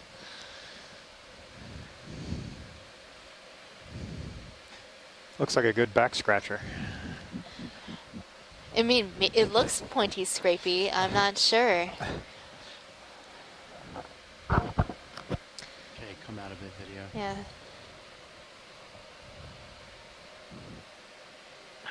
So Megan, this is somewhat similar to that hymenaster species 1 that's in the guide from last year. Yeah, but doesn't have the skirt in the same way. That would be my best guess. It's not quite the same. The arms look a little more, I guess, obvious on this one compared to some of the hymenaster. But yeah, it's a pretty interesting sea star. I wish Chris Ma would call in there because he loves to talk about slime. If you were listening to the last cruise broadcast when the two of us were talking about it. And yeah, he has stories of where the first one he ever collected of these things, he was picking it up and had a picture of the thing just oozing mucus everywhere. So anyway, maybe he'll call in if you see enough sea stars today. Yeah, hopefully we see a few more. Just encourage him to call in. Yeah, but it doesn't look quite like the Hymenaster species 1, which he had requested that we collect if we do see again. Yeah, that one has like a little bit. John, some of these rocks look like broken pillows to me, like that one on the left. Would you agree? And are any of these possible candidates? Because that sure looks like a broken pillow right on the left center to me. Yeah, I think so, Chris. Maybe we'll ask for a collection. I've been kind of waiting to hear if Thomas or those guys were interested in these, but I think I want to get something sooner than later. Is that the one that you're referring to, actually? Hey, Tom here. That actually does look really good as far as the broken pillow goes. I've been seeing a couple of things that look like maybe outcrop, but with all the rocks around, I don't think you're going to get anything that's outstanding relative to what we already have here. So. Okay. All right. Pilot, could we set up for collect this thing right in front of us, this rock, this broken pillow you're looking at? Absolutely. Yeah, and then the other problem with even if we're finding some of these outcrops, you know, it's not certainly not certain we're going to be able to pull something from it, or you know, might be cemented by the manganese crust anyway. So seems a little bit big. I'll give it a try. Suppose I should bump it first too. There's some other similar looking ones around that will hopefully be smaller. Oh, but that one looks really cool. It does, but it does look a little big. Yeah. And heavy. Thought you were going for heaviest rock, John. That's not so big. You know, because when we get them on the ship, we do have to haul them around. You got to get your workout in. I know you really want to carry those up the stairs. Yeah. Galley, don't they? What's that? Yeah, you have they to. Have Wheaties down in the galley, don't they? They did. I had some the other night. Sorry,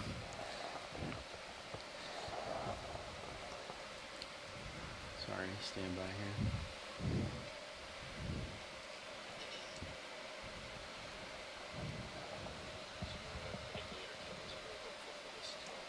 Copy.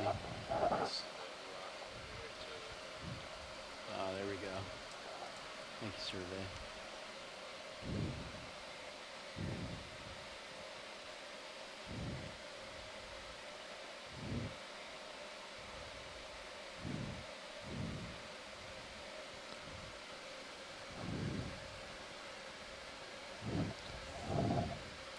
So for those of you who aren't familiar with pillows, or what we're talking about when we're referring to pillows, pillow lava is a type of lava that comes out when lava flow is extruded underwater.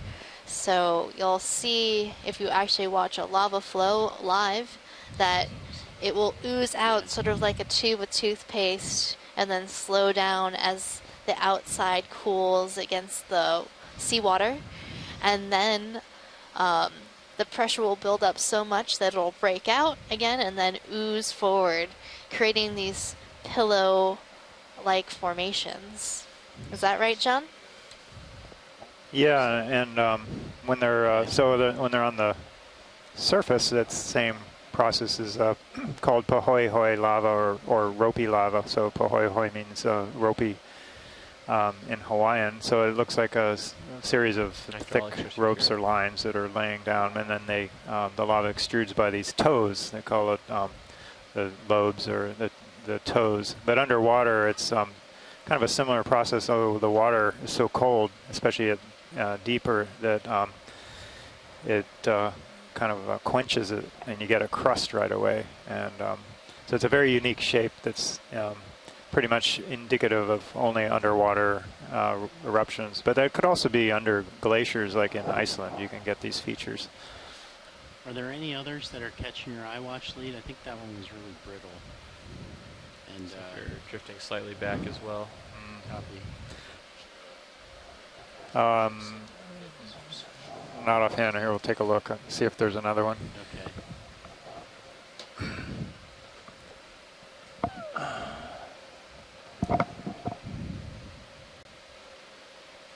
So watch out for some pillow lavas.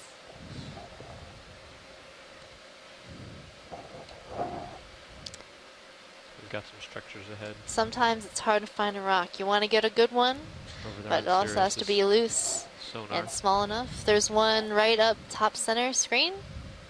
Yeah, right. Actually, we're transitioning into a solid outcrop. So this stuff looks like it's all in place.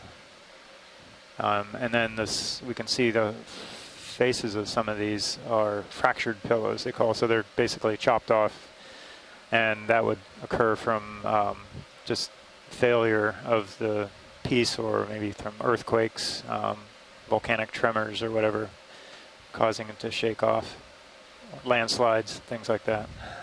Yeah, I think that one seems like it's kind of in place. You can try and move it a little bit. Yeah. Yeah, if there's anything around here that looks loose, would be good. Okay.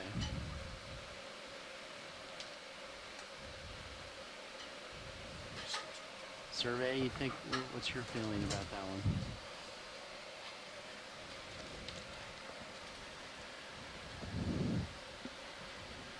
It has been changed. Oh, copy.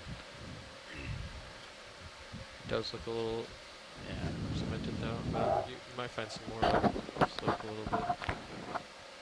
You might as well test while you're here, right? Yeah. Be advised on your swing arm, starboard side. Ooh. You're okay right now, but it is getting a little close. I'm backing off on that. It is pretty close. Thank you, co-pilot.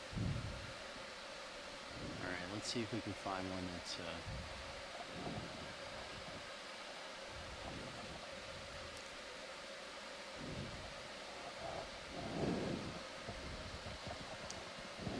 coming up with you.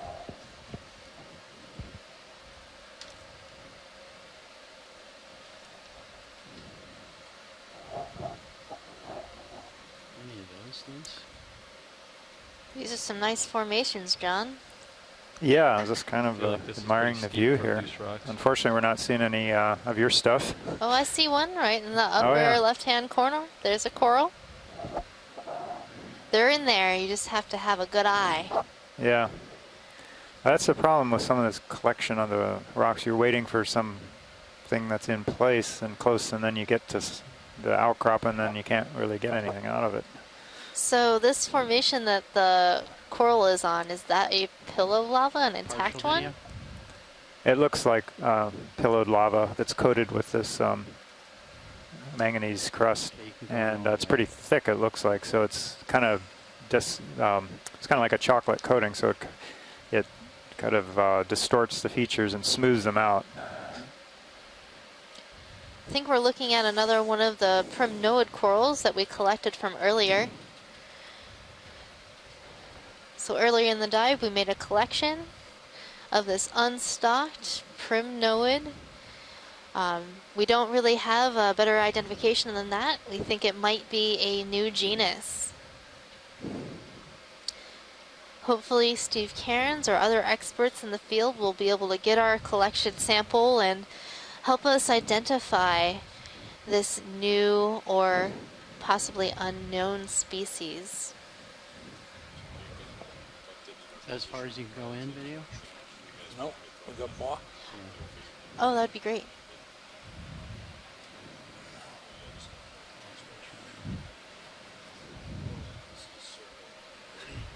Yep. Be aware as you turn there on your port side. Oh. Sorry, I didn't want to pull you off. Off my toe. You're aware. Full wide video.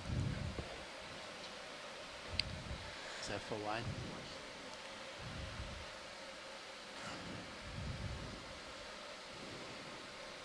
It's a really nice Go ahead, Nev. of it, all right. Brittle. I think that rock broke under the toe.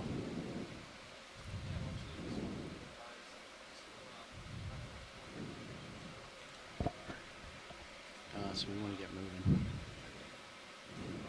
We have about 1 hour and 40 minutes left on the bottom. We may need to pick up the pace if it's desired to reach that waypoint. Yes, that would be advisable. But first we need to get a rock.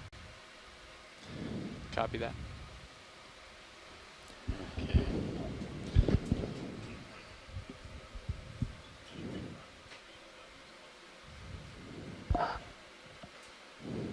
How about any over here? Oh, what about that one? Okay, for those of you shoreside tuning in, you can check out our video feed 3.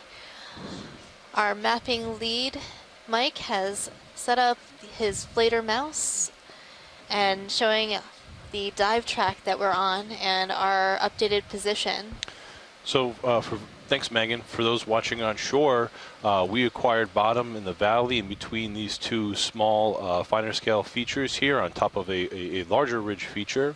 We have been transiting up this slope, and I figured now as we're getting a rock sample, we're starting to see some different terrain in real time. We've updated our position here where the ROV is, and as you can see, as we've come up towards the west here from this valley, we're getting into an area with some steeper slopes, and those steeper slopes are likely related to these rock outcrops that you're seeing right now.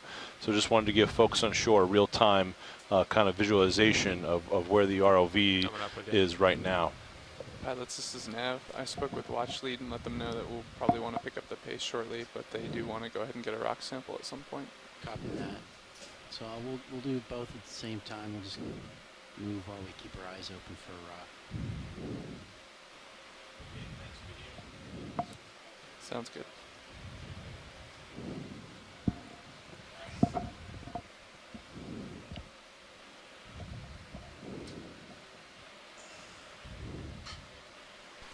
So we're going to continue to look for our rock sample around in this area, and then we still have quite a bit of distance to cover on our track.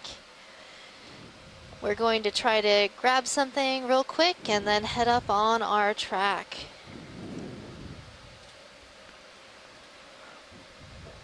And along our way, I've been seeing some more black corals, some anemones, primnoids, some brittle stars on top of primnoids. There's a lot to see here. It's not as dense as what we saw yesterday, but this is a deeper community, and like Scott was saying at the beginning of our dive, that at these depths there is less food than at shallower depths, and so we tend to see smaller colonies and fewer. But this part of the seamount, these outcrops are more of what, more solid and more stable. So I think earlier when Casey and I were talking about this, we were on the kind of the rubble talus slope, and we weren't seeing much biology, at least not of the corals. Now we're seeing more of that. This part of the flank is probably more intact. Ooh, wow, there's a really beautiful colony up on the upper right hand, or left hand. Okay. Left. I got my lefts and right all mixed up.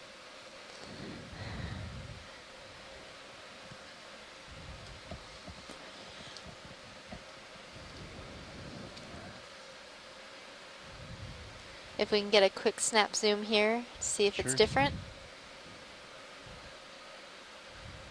Go ahead, video.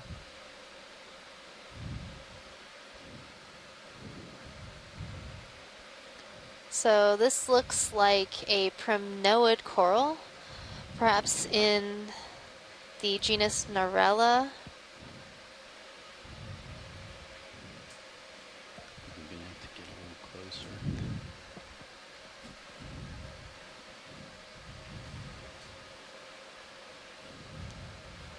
Has a commensal on it, an ophiuroid, or brittle star. Okay, come out video. Here, I'm just going to get a little bit closer.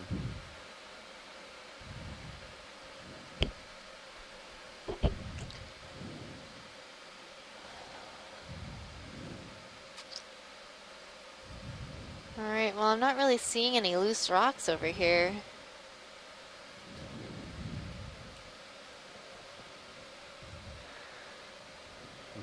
Well, I think a lot of these would be loose. It's just picking one that looks favorable, I guess, the right shape.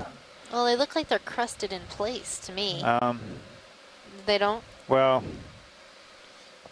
yeah, well, actually, probably a lot of them are. You know, let me know. I'm happy to try and poke one. Or Okay, thanks.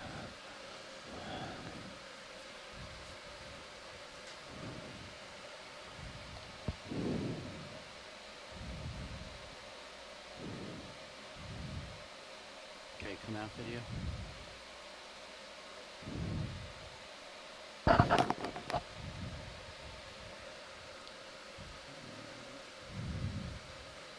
Enemy lower left.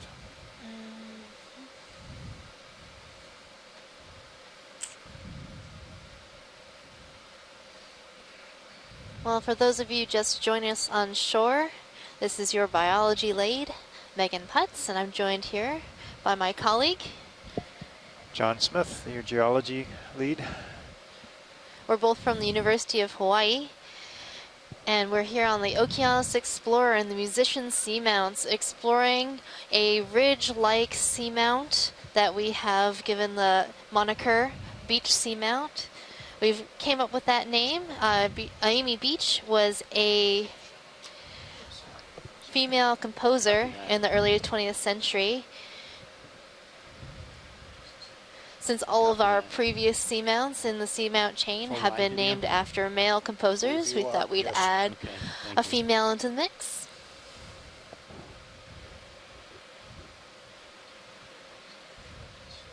Of course, this is an official name. It's just a name for our dive today. Helps us keep track of everything that goes on with it, the data and everything else, positions. You're doing a good job pushing ahead, pilots. Let me know when you'd like to schedule a move. I currently have you at 30 degrees.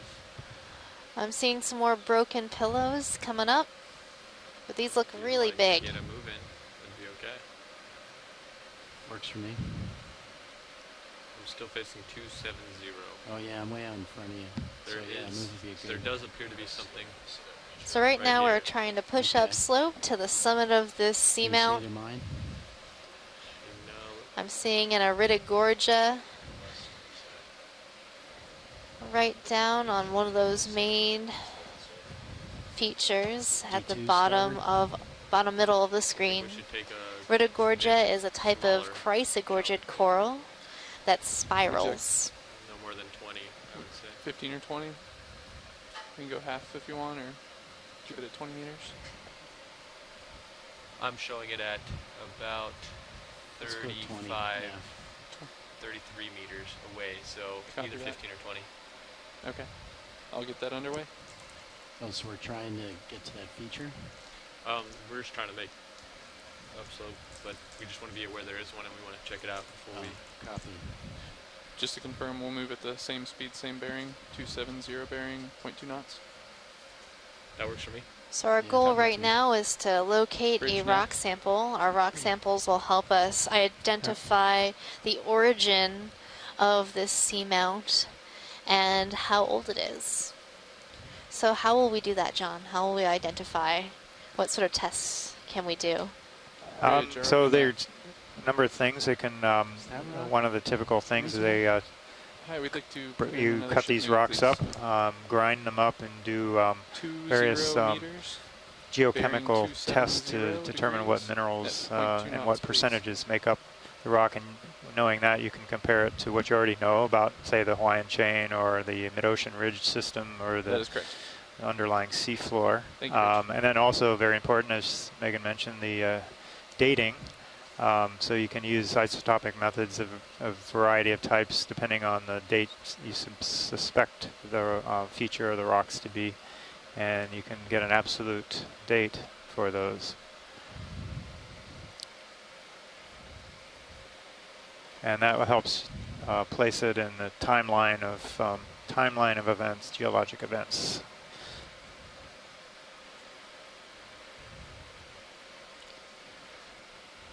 Copy, thank you, Bridge.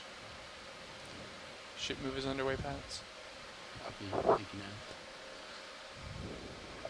Hey, Megan and John, this is Bruce. A little while back as we were going along, we saw some dark trails on a couple of the rocks, and they reminded me of something that we saw in one of the earlier cruises at the beginning of the year or last year, where we found a peculiar group of mollusks called monoplacoporans that were grazing on the film on the rocks. And so if you see any of these wavy, dark trails on any of the rocks, it might be worthwhile taking a look to see if you find a little limpet-like shell at the end of one of the trails. And it might be something in the lower left. I'm not sure, but that looks too small. It's been a while. Some guidance. Yeah, Bruce, I was wondering if that's what, if that was the same thing that you were talking about. It was on the lower left of the screen. And you can actually just make a line. We'll keep an eye out for those. Until you release it. Yeah, it could be interesting. It was an unusual find.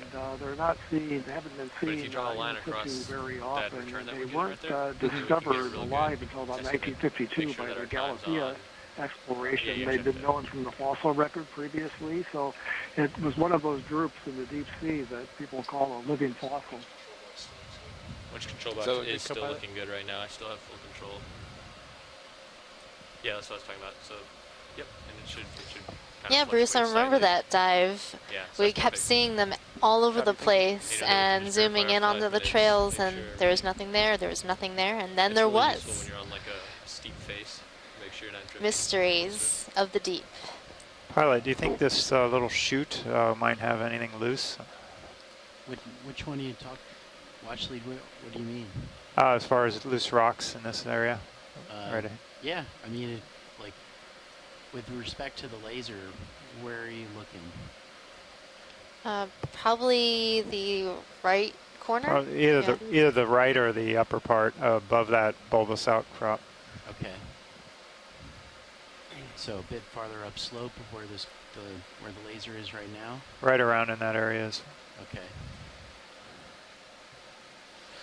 I'm getting excited about this rock sample. Looking forward to it.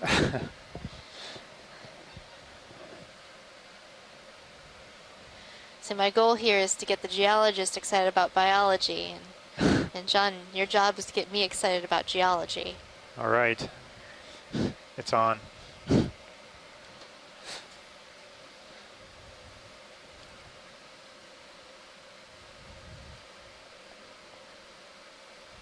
Potentially that one is a little bit to the right of the lasers right now. No, that looks fused. Yeah, that looks stuck. Maybe right up to the left there, to the right left of the lasers now, maybe. A little bit up, right in the center. The one... right there?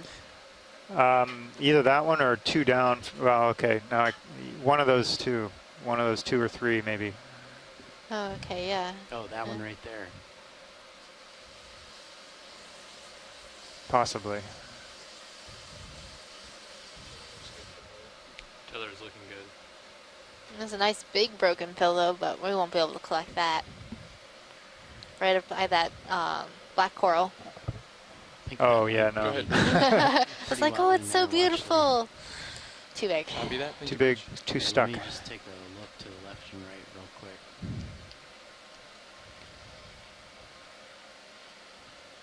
Ship move is complete, pilots. Copy that. I haven't felt it just yet. Yeah, are you moving, co-pilot? Not yet, okay. But it should be any moment. Copy. We called that in at 23:14, so any second. And you're coming back, so I'm going to actually lift up a little bit. So we're seeing a lot of these really beautiful primnoid corals around here. Like the lowers? Yeah, the lowers. Definitely. It's getting pretty steep. Get a little bit of clearance here for you. Looks like a bunch of those trails on a rock at the lower left. Oh yeah, I see that, Bruce. They've almost completely cleaned off that rock. Yeah, we're needing to reposition a little here. The slope is kind of taking a sharp jump, steeper. So stand by with us. Okay, I'm going to keep pushing up then.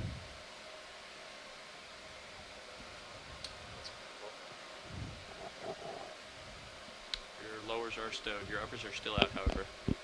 Copy. So 270 is how we're moving? I am still facing at That's correct, 270. pilot. Okay. And I am moving. Copy.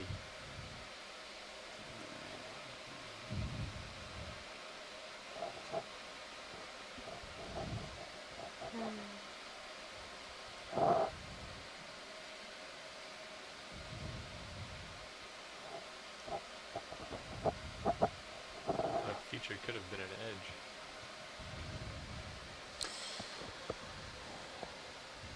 Oh, there's some neat corals. Maybe a stock sponge. Or is it Aurorogorgia? What's this thing to the right? I don't know. That was That weird. looked like a egg. It did To the look right or weird. the left? Yeah, To the right. To the right. There was like this round, It did not look like typical rock. You're getting out there. sort know of what it was. brownish rock. I am. Maybe down, yeah, right Yeah. there. But you That will start round tugging is. Oh, yeah. your very I don't know short. what that Super is. round. It's an Easter egg hunt. Can It go looks in like a real quick dragon on egg. that. Okay, go in for a snap zoom video. Holy smokes. Oh man, it is a dragon egg. What they call a Okay, Yeah. come out video. What was that, Bruce?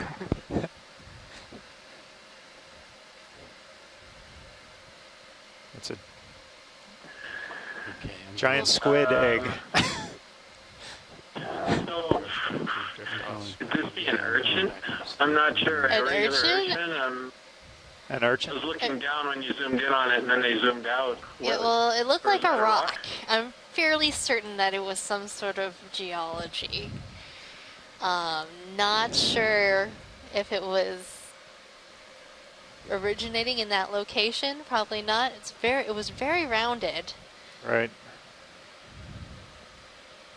That was a little local. And there. the coloration Hill. was different than the surrounding rock. All right, I we're am seeing clear some on loose my rocks sonar, around in so here. If you want to continue in this direction, I'm good for another move as well. Yeah, I think we need to get, if we're seeing anything Should loose, we proceed at 20 Yeah, meters? This would be a good I think spot to if look. you want to do Yeah. it, Time. we'll do get 20, something do from in 20, here, yeah. just so we have something in the bag.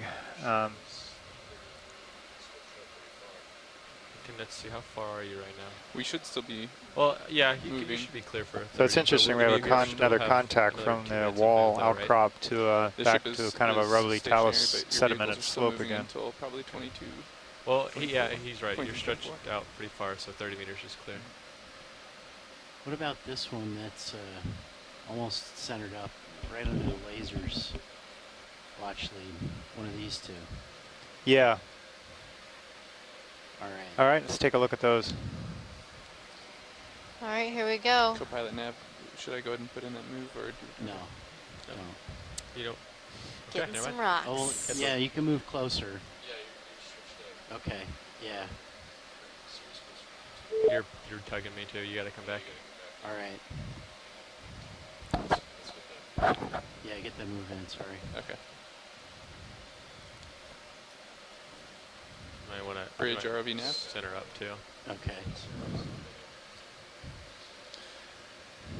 All right, Yes, we're we'd gonna like have to to wait put a in another couple ship minutes move, the while same lead ship them move as over. last I'm gonna time, hand him my please. leash. Would be 20 meters, bearing 270. Roger that. At 0.2 knots, please. All right, for the shore side gang, the pilot has informed us we're kind of at the end of our tether on That is correct. with the ROV and the Sirius, the upper I'll have you. upper vehicle. And it'll give you some tether. So we're going to have to just be patient with us. Survey?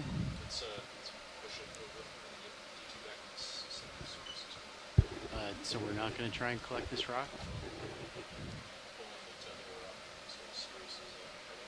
Okay. Oh. I mean, I am trying to back up right now. It's also to port, so it'd be forward into Copy, port. thank you, Bridge. Okay. Next ship move is underway, pilots. Copy that.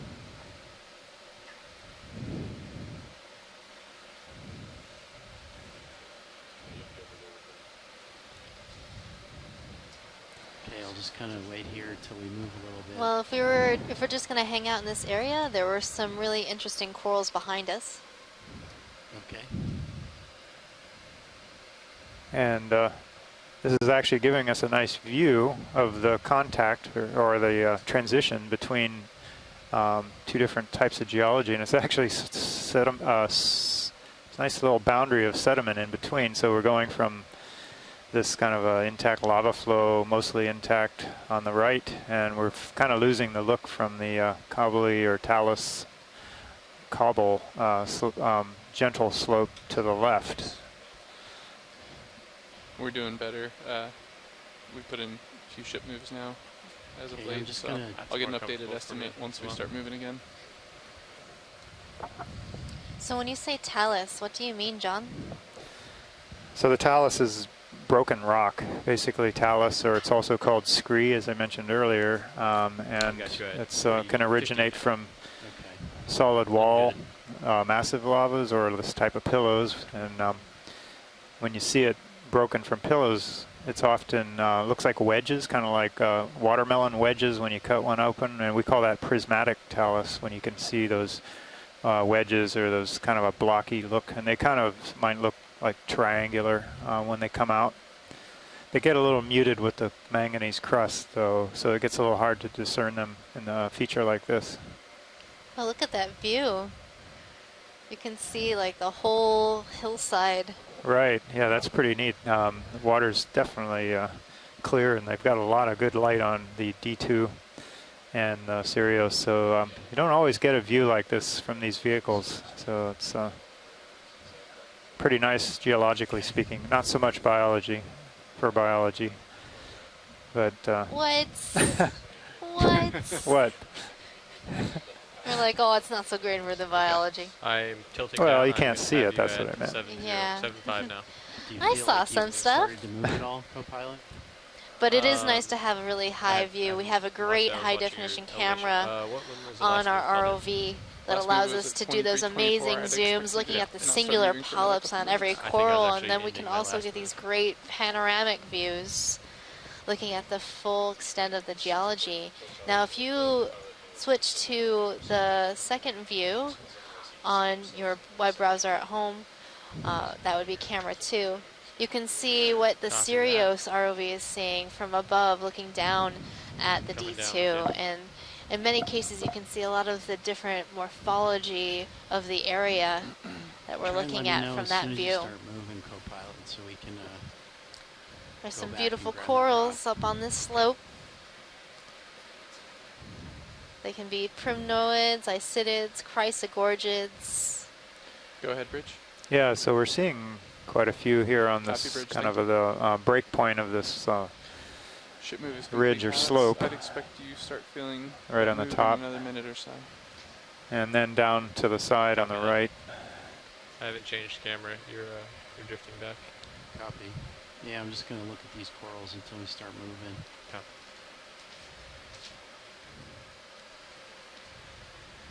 Now, a lot of these corals tend to look very similar to one another before we zoom in, but once you zoom in and get a nice view of the polyps, then you can really tell the difference. So for our bamboo corals, those isidid corals, you can see the different nodes and internodes between the portions of the skeleton. For primnoids, we're looking for body scales on the polyps, so those are like little scales along the body of that polyp, giving it a rough appearance. Black corals are not octocorals, but hexacorals, so you're going to have 6 tentacles, 2 long feeding tentacles, and a set of 4 smaller tentacles, make them very obvious that they're different than most of the corals that we're seeing. That's correct. Okay, yeah, I expect them. Is that the lights video? It's pretty hot.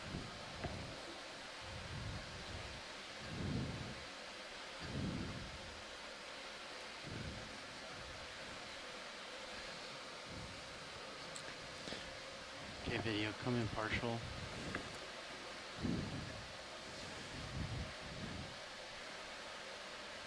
I think I see some more of those trails on the rock.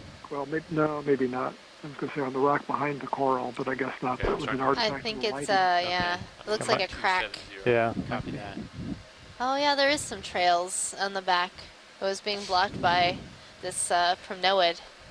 Okay, full So I wide think video. this coral might be in the genus Norella.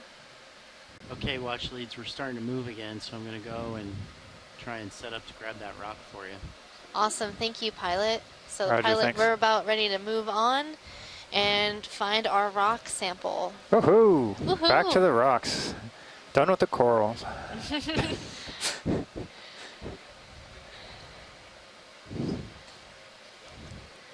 Well, it's a good thing you're a geologist then. Takes a twisted mind.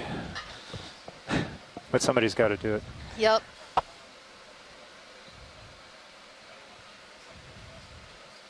What about one of these right in front of us? Yeah, that looks, one of those looks good, pilot. Okay, so push ahead. You get ahead about 20 meters. Good for right I now. kind of like that one to the left, but it might be too big. Yeah, that broken looking pillow. Do we have This one? multi-viewer on buttons, Okay. the inputs? Watch Yeah, lead. that broken pillow to the left looks pretty good. Yeah, that's what we were thinking. We'll see if we can get that. Watch lead, I have to push forward a little bit because of that move we just put in is going to put me a little bit ahead. It's going to put me back where we were. Okay. Roger. Yeah, there on shore we're kind of having to maneuver a bit to reposition. So for those of you who don't know our system very well, we have 3 moving parts. Okay. All of us have to work together Haven't to changed camera yet. move the ship, the Sirius, and the Deep Discoverer You're starting in to sort head of this underwater dance. Okay. So the ship will move, and we are tethered to the Sirius, and then the So I've Sirius got will this move, big and hill then the over my D2 lap. will move, Yeah, which is it's- tethered to the Sirius. So you're going to be off. Yeah, so Tilt up, I've given follow you. the analogy Well, in the maybe I past can just- to be, it's We can- like we can move the ship back. That's if totally you were fine. We can just walking photograph your it. dog So I can grab this in a city sample of skyscrapers But it is with gonna take 5 minutes. We're gonna get on pretty a far leash ahead, that was so I think 50, we should push out. 50 And, feet there's long, plenty and of then room you in were the picture. harnessed to a helicopter that was flying about half a mile overhead, and you were all trying to navigate down the road while your dog is running around looking at all kinds of sniffing things, and you're the one holding the leash and strapped to the helicopter. So it's quite a dance. You can imagine it's a little. You can't just move when you want to and where you want to. You can't just turn around. So it takes a while to coordinate everything. A lot of experience too. But then we're not going to be in the base where those rocks Got are. some beautiful corals in this area. More primnoids, a black coral.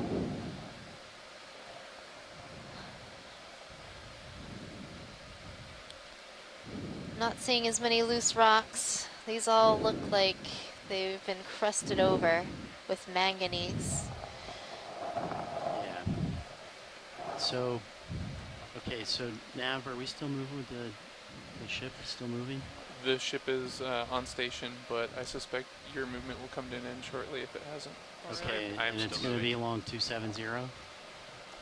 That's correct. All right, and what's your rotator angle? I am now at 45. I followed you up to. Okay. You're sitting stationary though, with the camera. So, once the ship stops moving,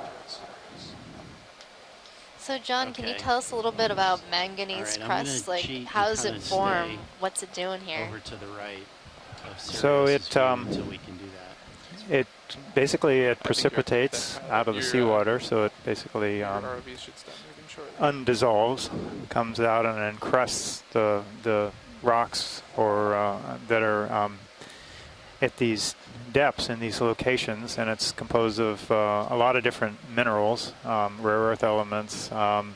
It's got manganese, cobalt, a bunch of other ones, many of copper or nickel, things which are valuable to use, but they precipitate at a very slow rate, so millimeters per Okay, million wanna swing? years. I can So follow it's you around. very slow, but it can be very dense and very thick, and it has some. It also forms nodules on the deep sea floor and abyssal sea floor in certain places that are kind of round, little round rocks that sit on flat ocean floor at like 5,000 meters water depth, or 3.5 miles or so. Copy that. Okay, I think that might be those two rocks that we were looking at. Okay, I'm now looking at 325. Copy. So John, is that coral up in the center upper left? Is that something we've seen already today? I'm trying to figure out if that's different or not. Yeah, I think it's from NOAA, probably a Norella. We zoomed in on a couple. So looks like we got plenty of tether. I think we have a dead sponge stock. Yeah, I guess it is kind of leggy. For a moment there, it looked like it was a dense fan, but now I see it. Okay, never mind. So, kind of looking at this rock that's just about to come under the lasers. I'll give you what tether I can here. All right, now we have a nice view of a little sediment patch in between these two yeah, we got a outcrops, these two different type of rock fields. All right, let's find a loose one. All right, well then I can kind of just work my way back. There. Yep. So this seamount that we're diving on today has never been explored before, so we really don't know that much about it. Hasn't been dated, or we don't know the actual origin of it. We can make some educated guess based on its position. It's really important for us to get a rock. Yes, and maybe I'm focusing too much on that right now, but I want to grab something that's appropriate. There's a really neat cnidarian right in the middle of the screen coming up. I think it might be a type of sea pen. I'd rather be going forward to do this.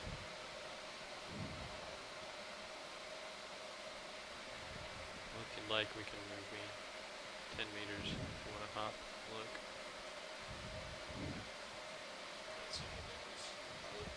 No, not quite yet. Yeah, maybe we want to do that. Do a 10-meter move at 333. Okay. I'd be okay with that. I want to watch my port here. Actually, this would be a great time to put that line there. We can. Where do you want that line at? Just right there on my port side. Where okay. We are. What about this one? No? Say again, Watchley? There in the lower left-hand corner, there was a rock. Tilting down. I don't know if it's loose. I'm just. Don't know, hard to say. It's hard to say. Oh, the small one that's kind of coming under the lasers. Right? Yeah. Yeah. Right. That's 10. There's a couple down here near the bottom middle. Are those too small? Yeah, near the bigger bulbous one. That's a couple there too, similar size. Yeah, is that large enough? I don't know, a little on the small side, but yeah, it kind of looks like it might be a little fixed too.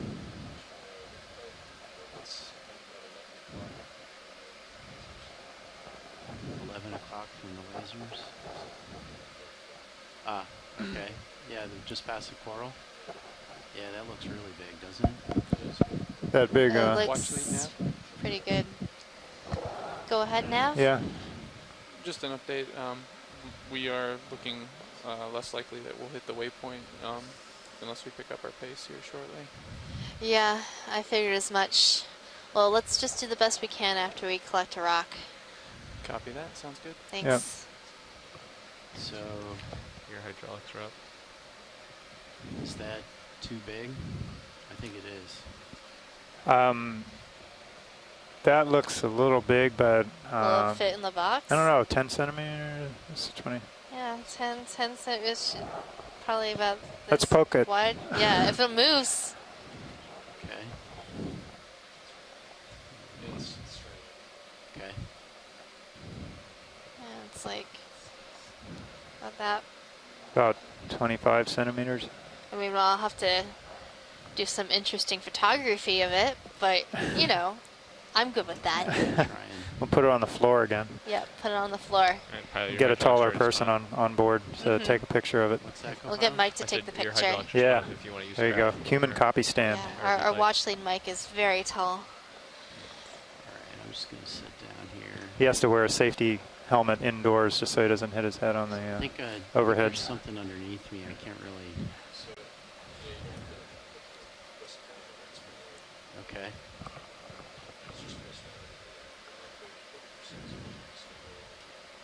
Well, I think there's like a couple of rocks underneath me that swing me when I push down at all.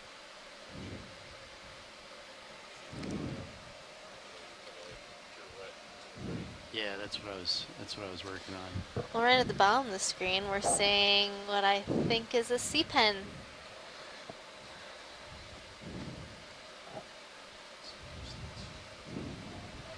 Anybody on shore watching have any idea what kind of sea pen that might be? Or maybe it's a Anthomastus? I can throw out a guess, Megan. It sure looks like a Cophobelemnon, possibly Cophobelemnon stelliferum, but I'm used to seeing that type of sea pen at quite shallower depths, even in the 200 to 400 meter range.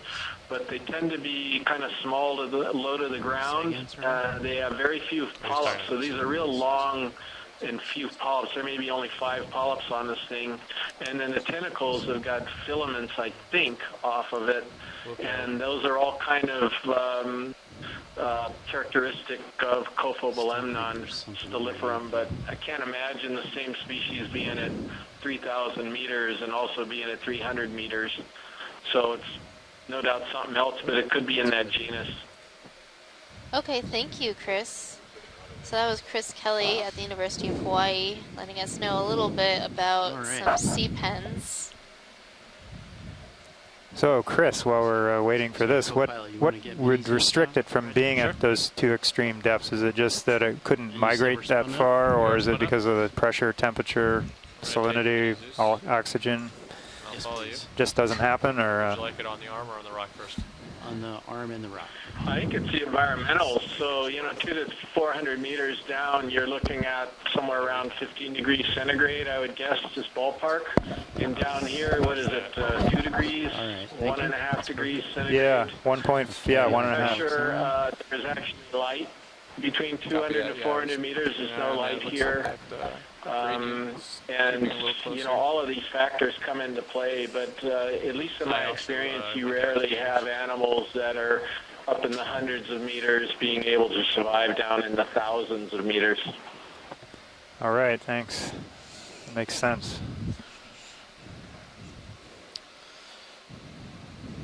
Oh, it's loose. Let's get this guy. I don't know. Oh, we disturbed a little pneumatic car sinus. 7, so I'll go to 3.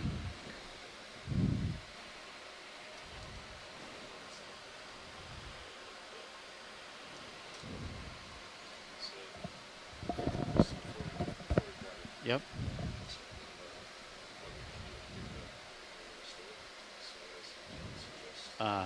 Opening up the port rock box. I think I'll put it port.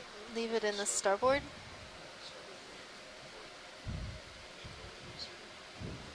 Okay. I can do that. Yeah, as would soon you go as ahead and do pick it that? up. Well, you want me to wait till you pick it up, and then I'll move it in, and then you can put it in? Yeah, that sounds good. Okay.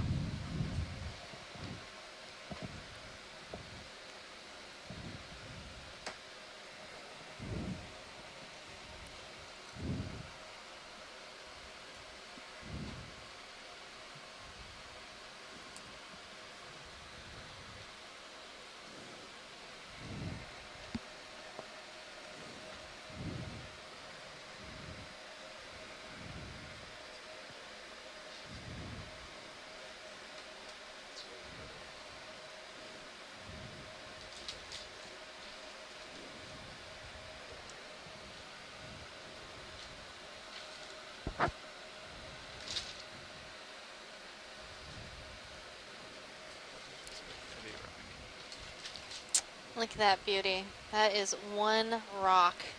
Did you tilt up on the series. That is a beauty, and I'm a biologist, but that is one beautiful rock. Yeah, definitely, Chris, definitely. John might convert us one day. Maybe not. I doubt it. You may have a little platerized sponge on it too, or possibly some Nigerians. You got some really good possible commensals as well if you could get a zoom in. Okay, I'm coming out for my import. If it's stable pilot, could we zoom? We're not. Okay, yeah, we can zoom. Yeah, just zoom in on the rock and get a good close Yeah, up. then go ahead and bring it inboard. Co-pilot. Full inboard. Pilot, which box is this going in? It's going to go in the starboard rock box. Roger that. It's ready when you are. John, ready to tilt up? Yeah, there's a lot of stuff on here. Hopefully it'll stay attached for the ride up to the surface. Sometimes some of these small little guys will fall off, but you know, you never know. It looks like we might have a little cladorizid out on the left side. Yeah, now this looks like a piece of this prismatic talus that's coated in manganese. You see the angular, triangular part Actually, on the top. when you're ready, I'd like to put it in the box so the grip isn't super secure. Watch leader, are you okay with the zoom? Yes, we're good with the zoom. Thank you. Copy that. All right, we're going to stow.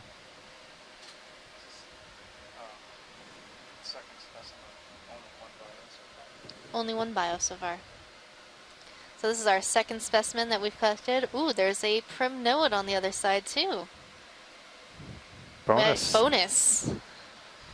Bonus goo. If it happens to be the same one we collected earlier, we'll have a second type specimen to compare it to. Now if they, on video 3, if they have the quad on, you can see the rock going into the box and a few other views. Clear? Perfect fit. Yeah. Thank you. I love it. It's great.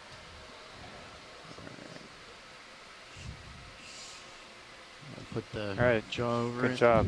Hold it in place. Okay, I'm securing the hydraulics in the craft. Secure? Secured, pilot? Yep. Nice Hydraulic job, secure. pilots.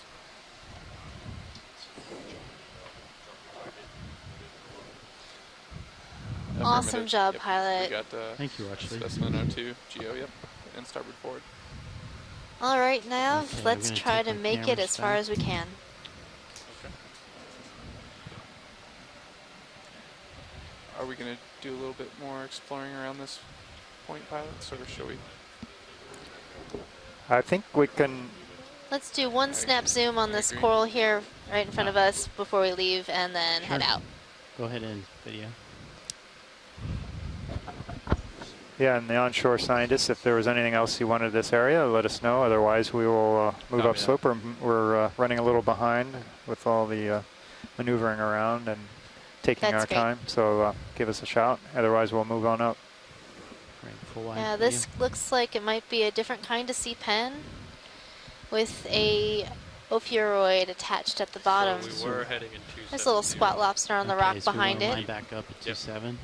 Probably another Immunodopsis, maybe a younger one, a smaller one. I can see he's The one we guarding. saw earlier while you were at lunch was like So I'm going to come edible. up and then start Yeah, going along wow, 70. I missed him. I was eating the fish and I chips. will come up and follow you around. I guess he's guarding his manganese. He Yep. knows how valuable it is. He sure does. So why is manganese so valuable? Maybe Well, we should it's just got quickly set up strategic and then metals we'll- in it and it's gonna be a things that 270, and we'll look at the sonar. are on land, but eventually in short supply. And also, some of the places these minerals come from are somewhat politically unstable now and again, or unfavorable to other countries who might want them. So it's a little bit of a political game, and part of it's just the cost of metals and materials, and I think we still want to continue west a little bit. why somebody might be interested in one's offshore at certain times. It's a big rock. Copy.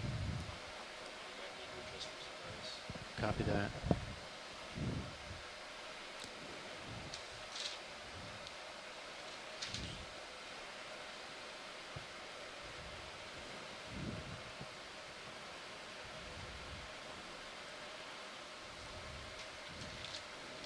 Yeah, let me push out and then I'll... Okay. I'm gonna hold off and wait for you.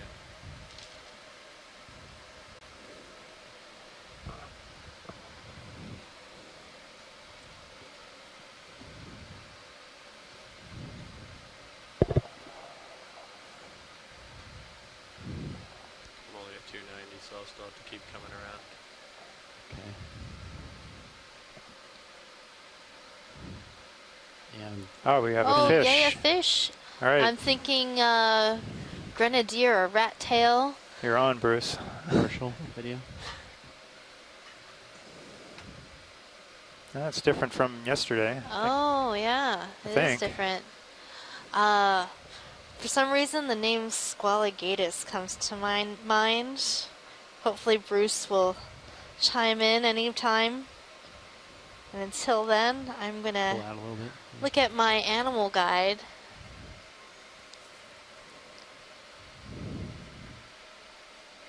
Well, I'm hoping to get a little better view of the sight of the fish, but it's not cooperating. It's not a grenadier, not a rat tail, because they have a separate small dorsal fin that's short-based up near the front of the back behind the head. This is another cusk eel. The patterning on the fins that I see is a little bit like the Basogigas that we saw before. That's why I was hoping to get a side view.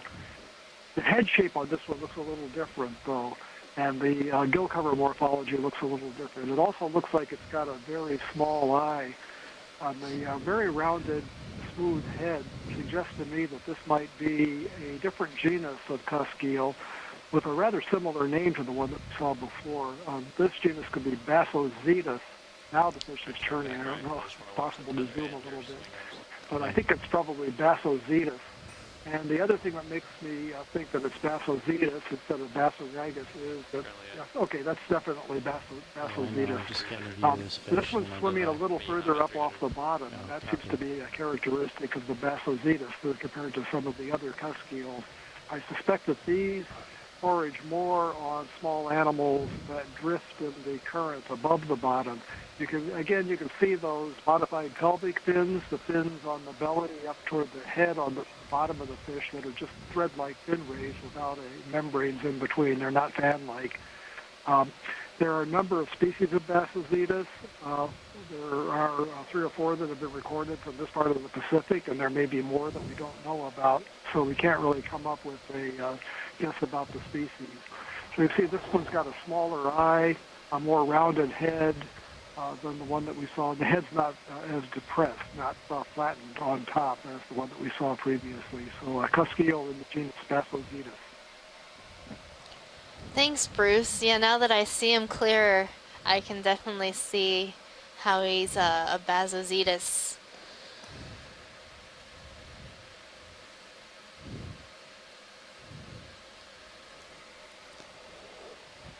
All right, I think we have a good ID, and so we can move on.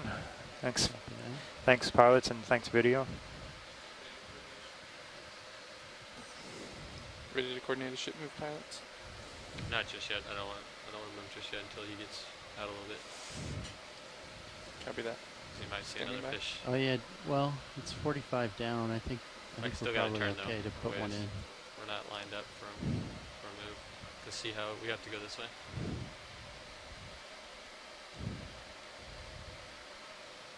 So John, I had a stupid question. Go ahead. We love stupid questions. They're the best. I can't remember. I think this came up before in one of the other dives in another location, perhaps even a year ago or so. But at least in some of these sites, the pillows come out pretty small. And it seems like the deeper you go, sometimes it looks like the pillows are smaller. Is this just imagination, or is the the greater pressure actually constraining sort of free flow of lava at these depths. Because these all look like they're tiny pillows to me. Even if it's going up and down? Yeah, that's a good question. I don't remember reading anything about that effect. I mean, it has effect on how gassy the lavas can be, the pressure. But with the extrusion of volcanic material, I don't think it does. I don't have a good answer for why, you know, they're smaller here than others, other than the flow rate of the lava. I don't know if Thomas is still on, if he has any comment on that. But if we're going to go a little bit north, I'll go... It'll be the same. Yeah, actually, I do. Thanks for asking. I've got a friend who does lava morphology, and she does a lot of really cool experiments with freezing waxes. But the breakout and the size that a toe can grow to before it or a pillow can grow to before it breaks out again does depend on the pressure that it's under, but also the temperature of the water that it's erupting into, and the kind of the chemical composition of the lava. So a lot of it has to do with the viscosity and how much dissolved gas you have in there. So you could definitely have a relationship between depth and the size of the pillow, but I don't know if that would be controlling it in every case. Okay, thanks. That's pretty interesting. I know on some places like Loihi Seamount off the Big Island of Hawaii, which is the summit's about half a mile down, 1,000 meters. We see some really big lobate flows, or like gigantic pillows, and then some really large pillows that go for a long way. So those are 2,000 meters shallower than here, and so that may have an effect. Of course, that's a different lava type and so on too.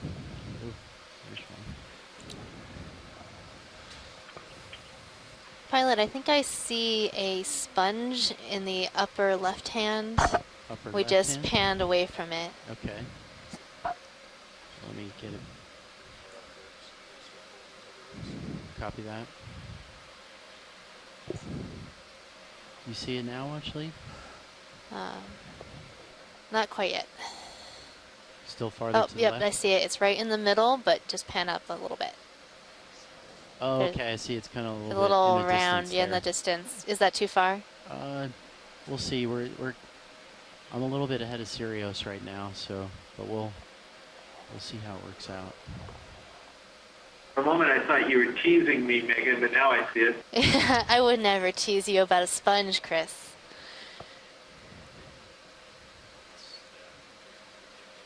Oh, it's on a stalk. Partial video? Which means it's what? Oh, it's got a very thin stalk. Oh, this is really interesting.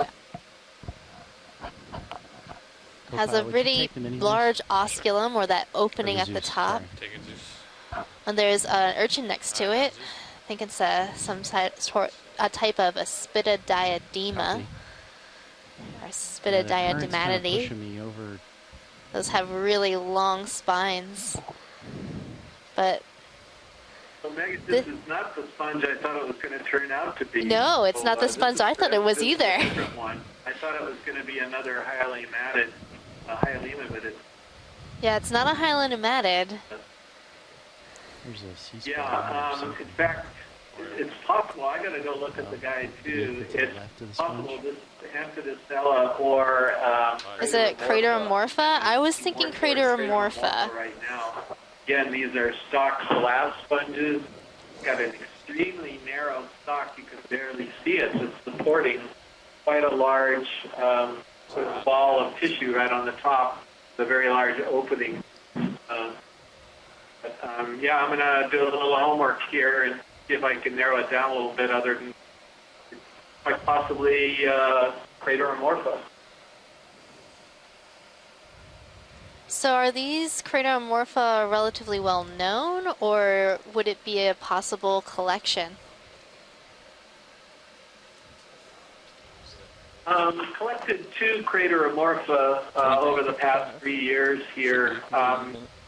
So That's correct. think, So I would expect to be let able me to just start take a moving look. along If we can hold this for a second, let me take a look and see if I can refresh my memory of what the crateromorpha looks like that we selected. Okay. Yes, please.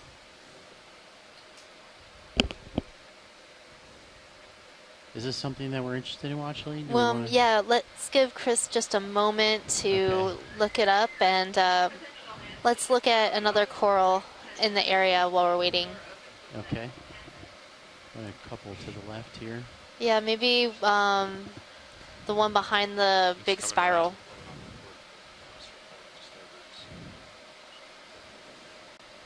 Say again, Watchley?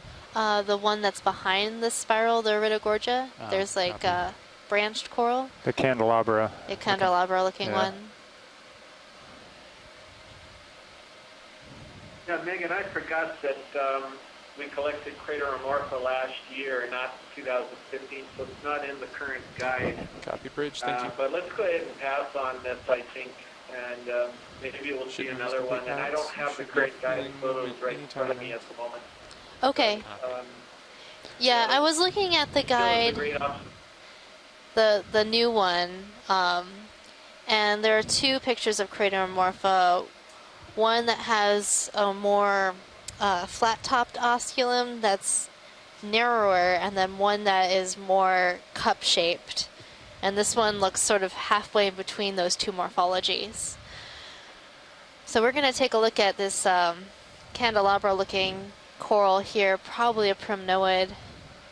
Wow, talk about living on the edge. Look at that, he's Oh, wow. attached right to the edge of that outcrop. Yeah, but if we Kind of leaning collected, over.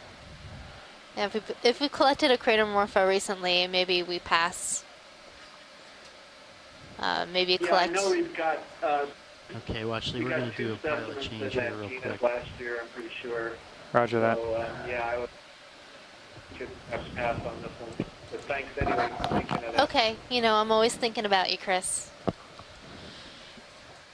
One thing about these fans that he's settling in to zoom in on, if you've noticed, they all seem to be oriented in the same direction, which is pretty common in areas where there's current flow, regular current flow, and consistent current flow.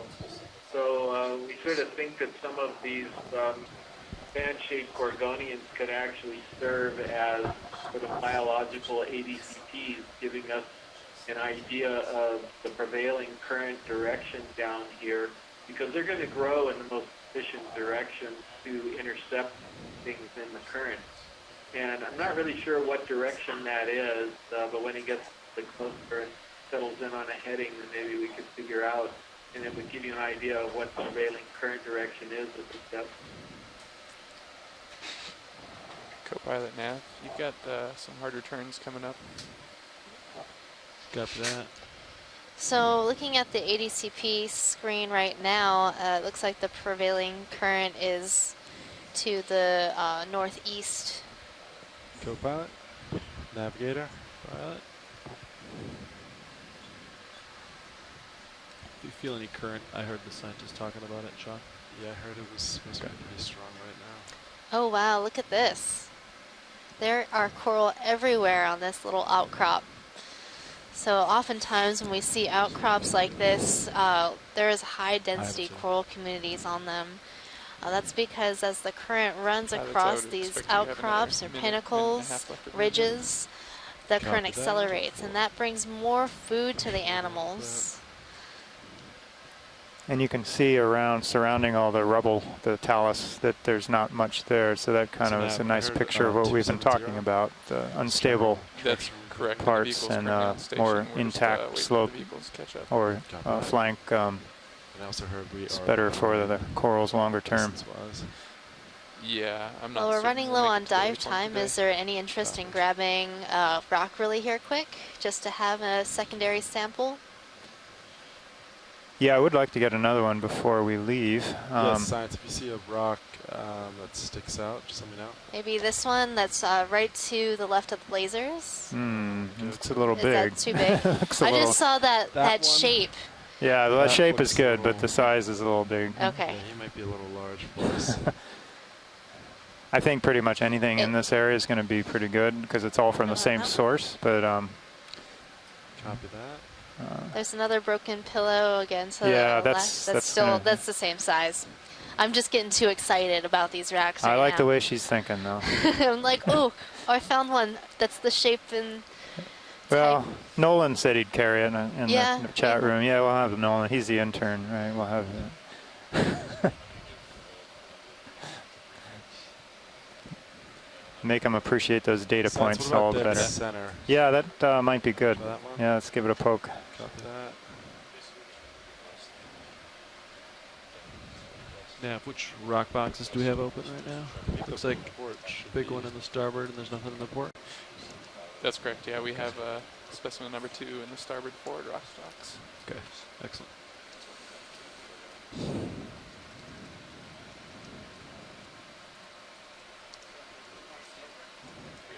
Hydraulics are up.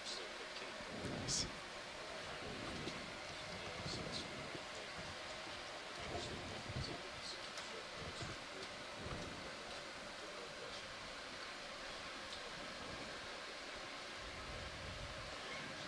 Just to give you pilots a heads up, we have about 40 minutes left of bottom time. 40 minutes, aye. All right, for those of you on shore, if you can't hear the pilots, we have about 40 minutes left on Copy bottom. that, sure thing. We are currently changing out positions up in the front row. And shortly we should be finding and looking around for some rocks and a secondary biological specimen before the end of our dive here today. Yeah, well, we've been a little lax getting introductions going around to our team that's driving everything here. Megan and I are kind of getting up to speed ourselves on the whole process, but we have at least 3 people in the command chairs. We have a navigator, a lead pilot, and a co-pilot, and then we also have a couple video people that are kind of controlling the cameras, zooms, and taking clips. So when we get a chance, we'll maybe have them introduce themselves on the line. But it's definitely not Megan and I doing the driving and the manipulating.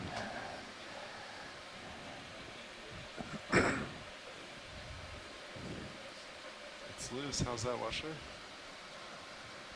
Yeah, I think. Yeah, let's grab it and take a look at it. Do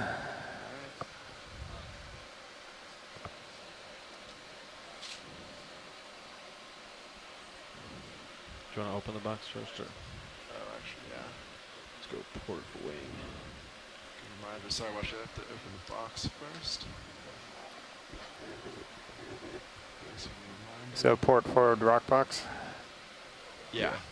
All right. It's all the way in.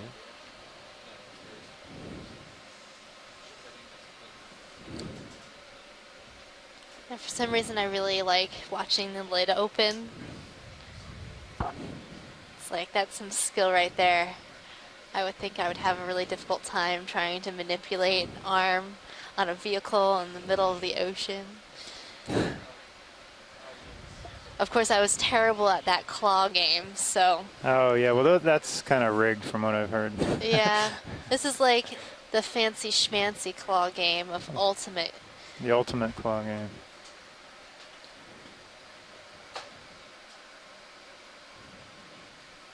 So I'll carry this rock for you, John. Oh, I think I got it. It's only 10 centimeters. Yep, perfect size.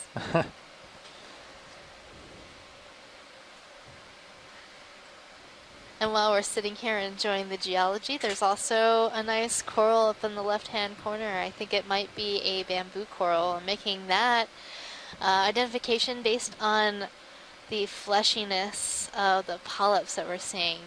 Of course, from this view, I can't really see the different nodes and internodes that really characterize the bamboo corals.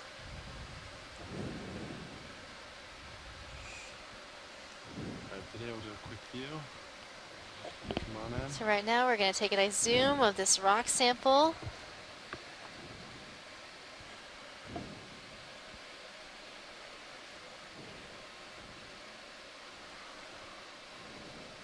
Hopefully this guy, oh, it's got a little commensal. Looks like a hydroid, hydrozoan attached there on top. Hopefully he'll hang on for the ride to the surface.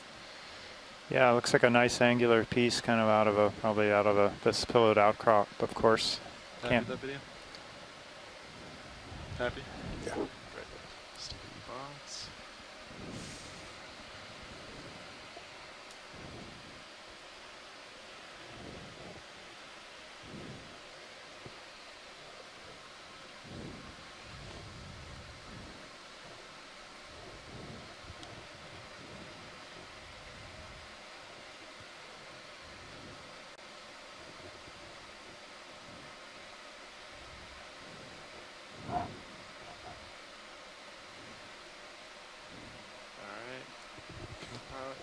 All right, great job. Got a rock in the box. Nice. Rock in the box. Rock on. I like it. Rock on board.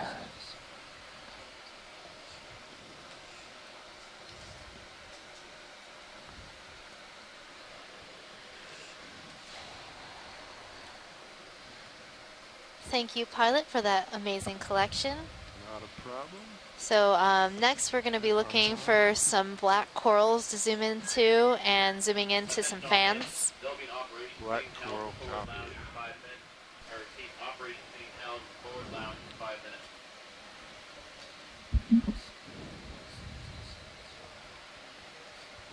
Is there anything on screen right now you want zooms on, Science? Or do you just want to call out? We're going to want to look at some of the fans that are on this outcrop in front of us. And then if you see anything that looks like a feather, Bathypathes or black coral, we would like a zoom on that. Copy that. Yeah, anything that Yeah, sticks this out, guy just, off to the right looks good. can get there.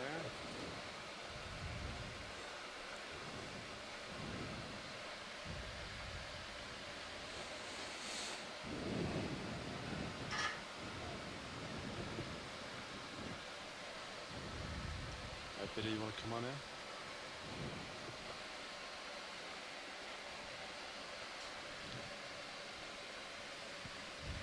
So I think we're seeing two different primnoid corals.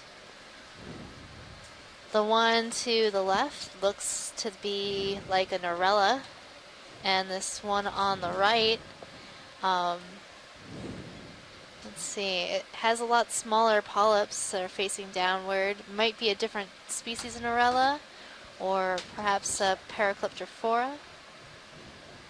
Yeah, 270. Still looks like a good direction. I think this could be Norella again, Megan. Norella? Let me know when you looks feel like okay it to me. for Could 30 be minute, even something 30 like meter Norella dichotoma with the base that's clear of polyps. Yeah, actually, there's a delay. And it looks to me So like that's clear, so sort I'll of put it in exhibiting now. dichotomous branching. 5-7 minutes worth. Yeah. Pilot, can we zoom in on that stalk on the right side with the little anemones coming out of the top? Yeah, right in the background. You do zoom from here, and then I can reach around and get closer. Need be. Oh, this is interesting. So anybody on shore know what these are? It looks like there's a stalk, but then they're branching at the top. Not sure if they're two anemones, like Cereanthids, coming out from the top of this old sponge stalk, or is this a whole animal? Are the white things barnacles? Those are definitely barnacles. Okay. Yes. So barnacles Yeah, are... Megan, I think you're right. They do look like Cereanthids that are growing off the top of a dead sponge stalk. Definitely, I think that's a good guess. Go ahead, Nav.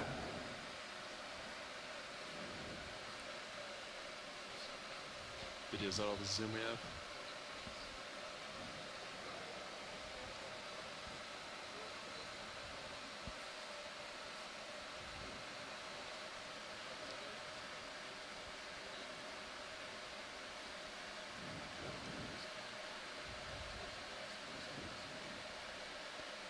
Okay, roger that. Thank you. We can, I think we're ready to move along. Yep. Yep, ready to move along? Awesome.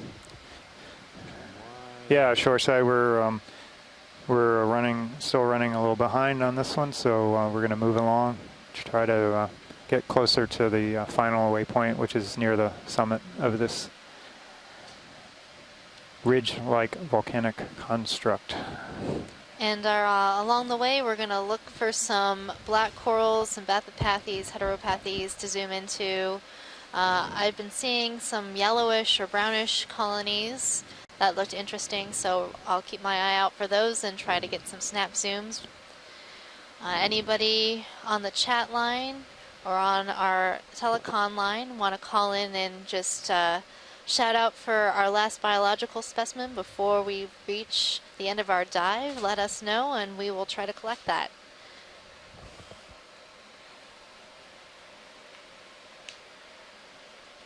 Okay, I'm on Sponge Watch. Sponge Watch. All right, if you put it to a musical theme or a rap or something, we might give you a little preference. Yep. The sponge song. The song of the sponge. Though I do like the idea of raps. Yeah. We should come up with some animal raps. Short and sweet. Yeah. I'm not a very good rapper. It'll all be all you, John. Counting on you. You'll be counting a while. Oh, man.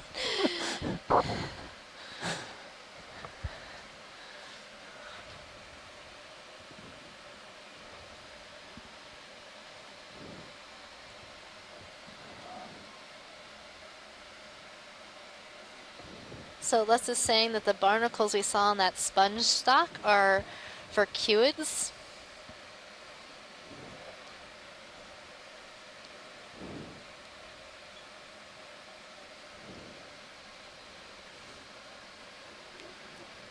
What are vercuids? They are a type of barnacle. That's circular reasoning. Yep. I don't know much about barnacles.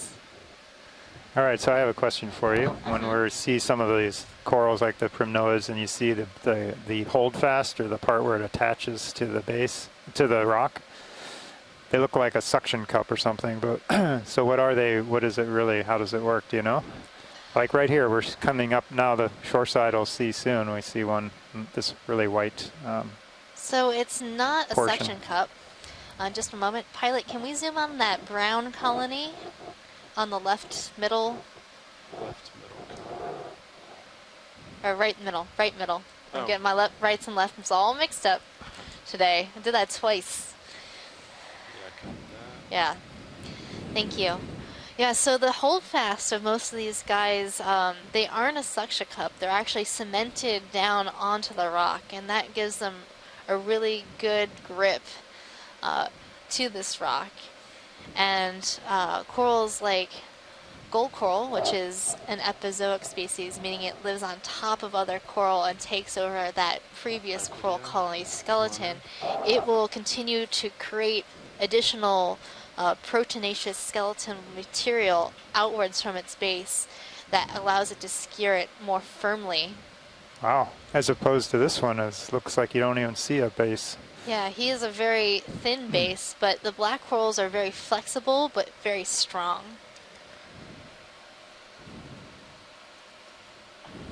So Megan, this one looks like Starapathes to me. I don't know if Tina's still on or not, but with that the coloration, it's a little difficult to tell because you're not really seeing any side branching is one of the characteristics, but just the coloration of it looks like it could be a young Starapathes.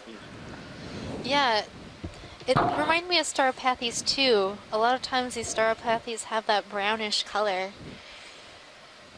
But like you said, I'm not seeing the side branching that is typical of this genus. I just asked if we wanted to collect this.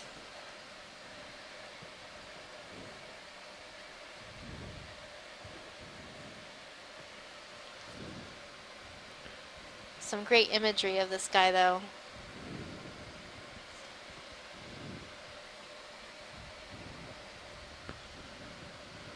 a sense. Yeah. If we want to collect this, we might have to be quick with it, just because the ship is moving. Right. And at this depth, it'd be tough to move the ship backwards. Right, understood. Wasting a lot of time. Well, let's not waste too much time. Let's move on. Copy that. I've seen a couple of these, so if we run into another one. Yeah, let's go ahead. We can, hopefully we'll see. Video, if you're But happy. right now we have some Later. great imagery of this coral, so that'll be good for identifications as well. Copilot, I'll center and push forward a little. 10 forward.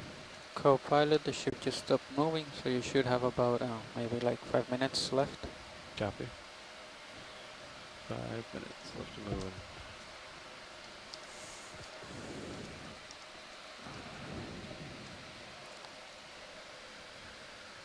Alright, we're on a Bathypathes hunt, so we're really interested in finding a collectible of that genus. So Bathypathes generally look a lot like that coral that we looked at just now. It has that sort of side-branching feather-like look. But the Bathypathes from these depths are still a little bit unknown.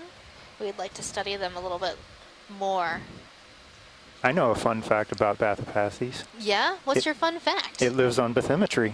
Oh, does it? Yes. Go Bathypathes. It loves its geology.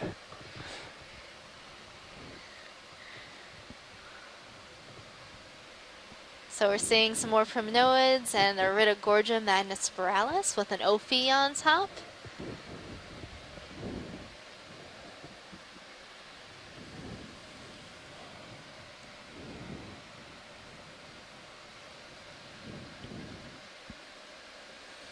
Probably a Norella up on the left side. There is a fish, middle, upper center. Ah, yes. All right, Bruce.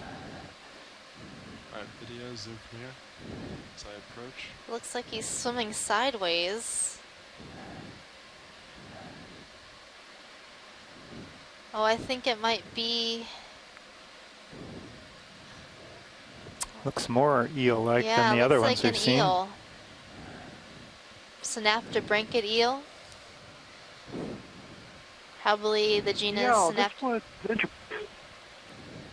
well, actually, you were good with Synaptobranchid eel, but this is an interesting one. Yeah, he because, looks weird. It's not a Synaptobranchus. You know, this is in the genus Iliophis, a different subfamily.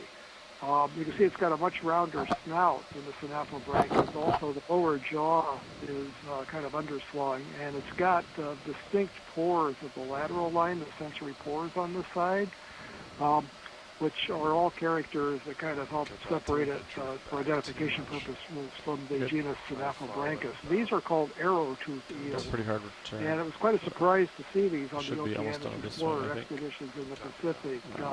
We're still within the region of the biogeographic region of the Hawaiian Islands. And this genus Iliophis hadn't been recorded from the region of the Hawaiian Islands before the Okeanos expeditions in 2015. So here we have another example. There are several species in the genus. They're rather difficult to identify. There's an expert on the group in Florida, Ken Sulak, who's helped us a lot with identifications, and that was a really good imagery before from the side of this eel, so that should help. 10 so seconds it's or so. a robust I'd like you eel. to It's got the sort of false impression of a distinct caudal fin, the tail fin that Synaptobranchid eels have. That's the result of the flexing of the continual dorsal and anal and caudal fins that you see in most eels. A little hard to describe. But that appearance of a distinct caudal fin in the eel is I'd like you to come up. kind of characteristic of the Synaptobranchids.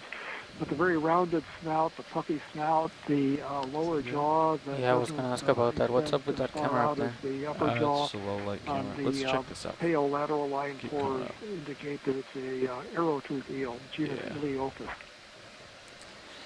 Thanks, Bruce. Aren't synaptobranchid eels also known as cutthroat eels? Well, that's true. That common name is generally applied to the subfamily Synaphobranchinae, the other subfamily. So the Synaphobranchus species, Synaphobranchus, Histiobranchus, and a couple of other related genera are all called cutthroat eels because the gill openings are placed very low down on the throat, close together on the bottom of the throat. The subfamily Eleophini that the eel we just saw is in have the gill openings a little higher up on the sides of the head, and so they're not called cutthroat eels, but instead are called arrow-tooth eels. Oh, okay, Bruce, that's cool. I thought all the eels in Synaptobranchidae were called cutthroat eels, but it's just the Synaptobranchinae and the Eleophinae are the arrow-tooth eels. Correct? I believe that's true. I think we might I sometimes get these details wrong, so maybe somebody else could chime in, but that's my understanding of it, yeah. I don't know where, I mean, it seems like we're actually climbing it makes into sense to this me. mountain, right? Say it again? What would you say, Copilot? So slightly to my left, slightly to my south. Pilot watch lead. Pretty steep to be right Go here. ahead, watch it. There's a Bathopathes to the right, and it's actually right this time. Can we zoom out on that? Yeah, copy that. Is it the, is that what you want? Come to the center?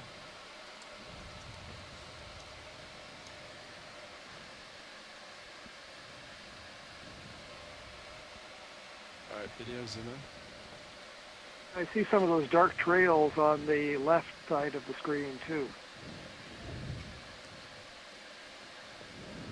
Oh yeah, I saw a bunch of those left trails. I'm seeing some behind this coral too, but I don't see any of those monoplacophorans. I feel like we should collect this. I'm comfortable. Watch that. Yeah, we can do that if you'd like to watch it. Yes, let's collect this. I'm pretty sure it's a Bathopathes. Fernando, what boxes are open? And there has been a request. Chris, if you're on the line, can you confirm that you think this is Bathopathes? Everything on the starboard side if you want. Starboard's open? Yep. I think port it's inner is Bathopathes. full. So I didn't see the request. Yeah, this was in the chat room like already, yesterday. is that right? Yeah, it was in the chat room. So I'll probably have to lift to put it in. I'm sitting in another seat here, so I wasn't looking at the chat room at the moment. But so is that Tina or somebody else who's put in the request to collect it? Yes, they wanted a deep Bathopathes. Okay, sure. Well, let's do it. All right, let's do it. Fine if everyone else is fine. Another option would be to get one of these primnoids just because it's a dominant for the community. But if you've got a specific request on the Bathopathes, let's go ahead and grab it. Okay, well, since we collected a primnoid as our first sample, I think a black coral will be good. No favoritism here. Sure. Yep. Spread it around. Yeah, it's like, oh, we don't want to be, Overpluck them. overplucked, yeah. Just trying to think of a good word, and it's just out of them.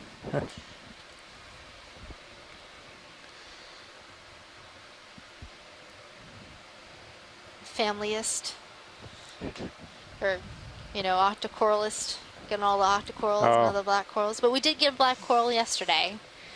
But that was in the genus Stichopathes. Come up and then Lift up, yeah. Deal. Toward dance. So we're still looking for that octopus, though. Yeah, no octopuses. Maybe we'll see a midwater octopus. You never know. Or at least some sort of cephalopod. You know what I really want to see? What do you want to see? A nautilus. A nautilus. Yeah, I really want to see a nautilus. Remember we went to a place that was known to have nautiluses. We didn't see one. That was down, I think it was in the, it's earlier this year.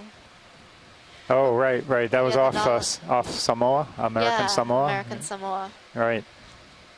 I even watched that. My mom watched. She really wanted to see a nautilus. We were disappointed. But you can't always get what you want. yeah, but you know, if you try sometimes, you just might find you get what you need. I'm sorry. I couldn't help it. I couldn't remember the third line. So. That looks pretty good. I think that one might have required too much musical ability. I feel like we should quote some more songs during this expedition. Yeah, we'll do opera tomorrow. Opera? I've been to a few operas at the Hawaii Opera Theater. Yes, watching versus performing is two greatly, vastly different things for both yourself and the audience. Indeed. Though I do have a friend who's been in 2 of the operas. Which box do you think? Oh, yeah. Yeah, he was one of those supernumeraries, one of the guys that doesn't sing but does like adds to the ambiance of the exaggerated production. act. Yes. That is beautiful.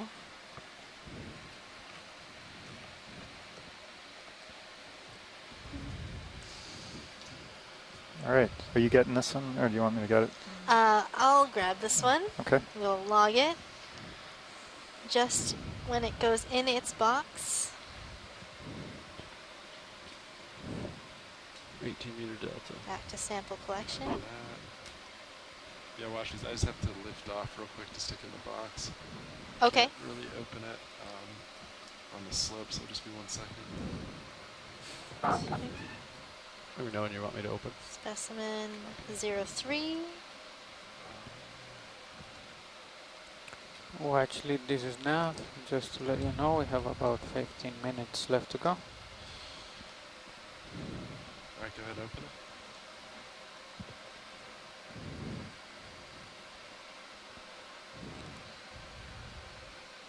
So we're going to put this in the starboard. Yeah, I think starboard inner.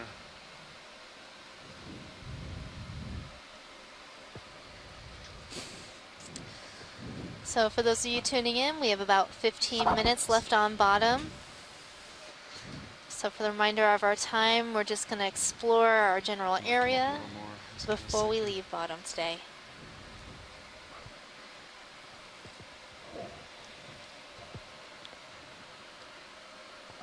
Coming up with you. Just to be safe.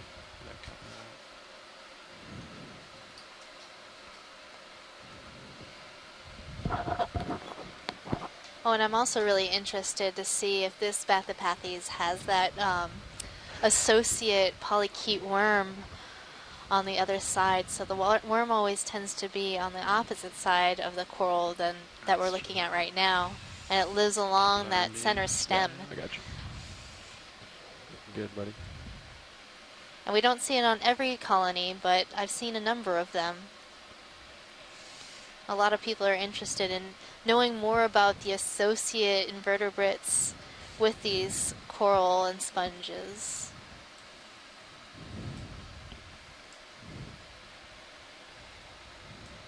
That'd be a good name for a consulting firm, Bathypathes and Associates. Mm-hmm. Sounds very dignified.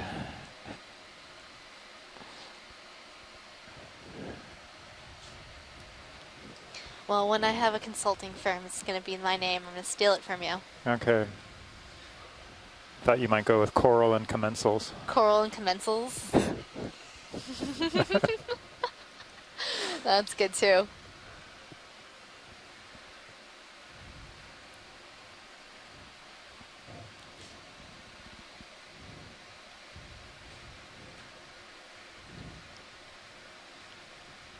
We can think of some good band names. There you go.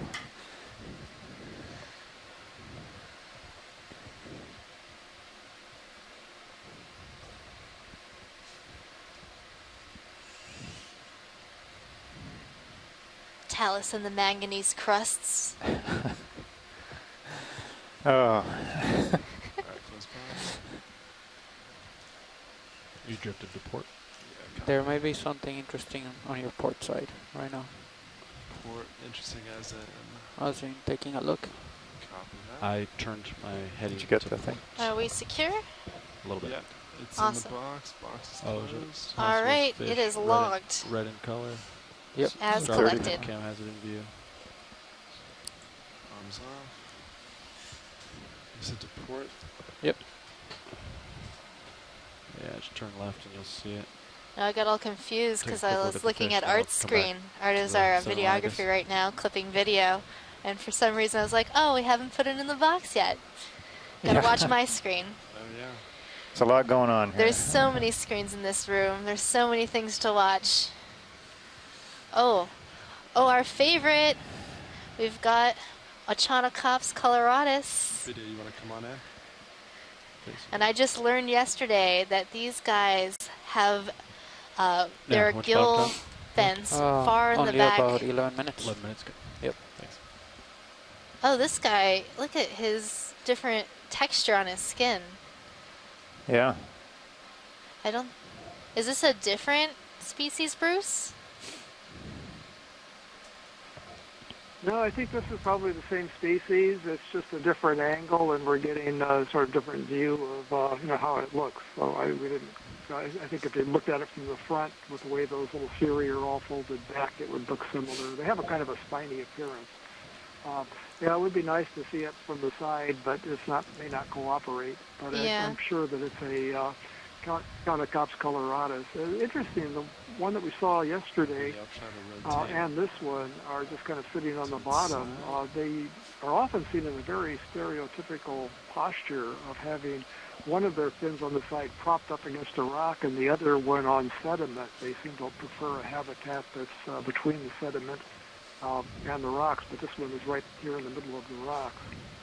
So we're going to maybe move around and get a better view of it. Yeah, we're starting to see a little bit more of his face right now. Alright, you want to kill lasers now? Yeah, you can also see that white area up between the eyes. That's actually where this little lure is on a very short stalk. But these are anglerfish relatives that have a lure on top of the head, like the monkfish, goosefish, and frogfish in shallow water. And then you can see the gill openings and the characteristic anglerfish position far behind the head, actually behind those fins on the side, the little sort of tubular structures with an opening are actually the gill. Oh, it looks like he's turning around for you. Placed far forward, up underneath the throat, underneath the mouth. Ambush predator with a very large mouth. They just sit and wait for small shrimps and other things to swim up and then slurp them in. Yeah, thanks, Bruce. I was really enjoying the way he was sculling his fins back and forth. I think he might be getting a little nervous about us watching him. Or she. I mean, it could be a female. We never know. Could be named Amy. Amy? Amy the Conocops coloratus. Beach. I just really am fascinated by these little projections all over the body. What are those? Well, I think those are little fleshy whisker-like things. And now that I look at this some more, I'm not so sure about the identification because this is a brighter orange color than the Conocops coloratus, and the coloratus are more spiny than this. It'll be interesting to send the pictures of this fish off to some experts because it's not entirely clear to me that this is the same species, and it might even be something new. But don't jump all over that because we'd have to figure out what this actually is.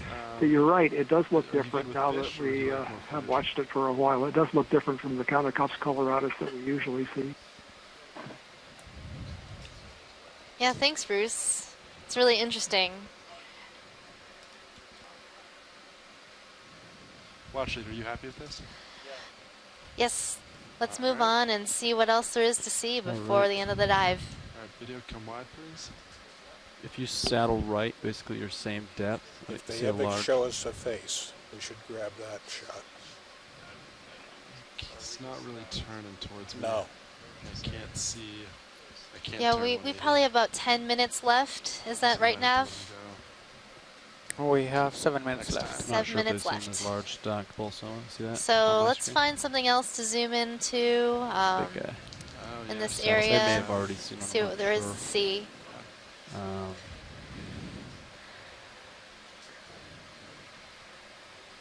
I'll turn my heading with you as you saddle right, and then we'll line up on 270. Copy that. And we might have time for one more move.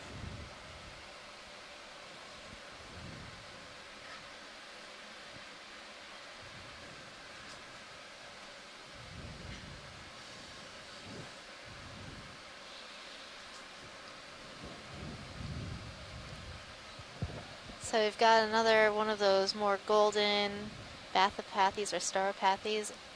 What is this right here? Might be a bamboo coral. Let's zoom in on this coral right here. Yeah, absolutely. Ooh. Oh, and a sponge. Oh my goodness. We'll see that soon, shoreside, coming in on the right. Video, come on in. I see that. Now you don't. No, you don't. I'm We'll thinking get back to- Caliphacus on that one. Ooh, we got a shrimp here too. And something else growing in the coral. Oh, yeah. So this looks like a dead bamboo coral, but it's been colonized by a bunch of parazoanthids.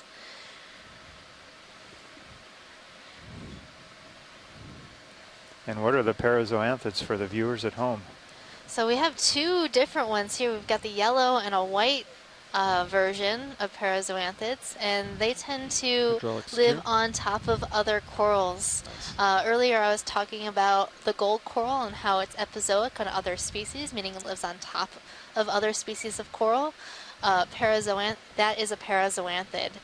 This is not a gold coral, but a different type of parazoanthid. Is that a shrimp up our left?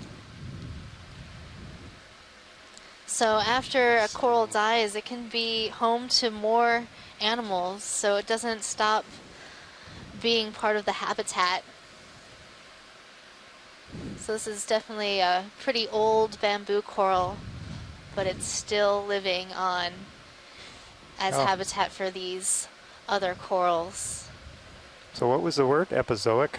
Epizoic. All right. So when I climb in the top bunk of the rack, am I an epizoic creature? Only if you never leave. Okay. Bless you. All right, do you want to zoom on sponge now? Yes, please, the sponge.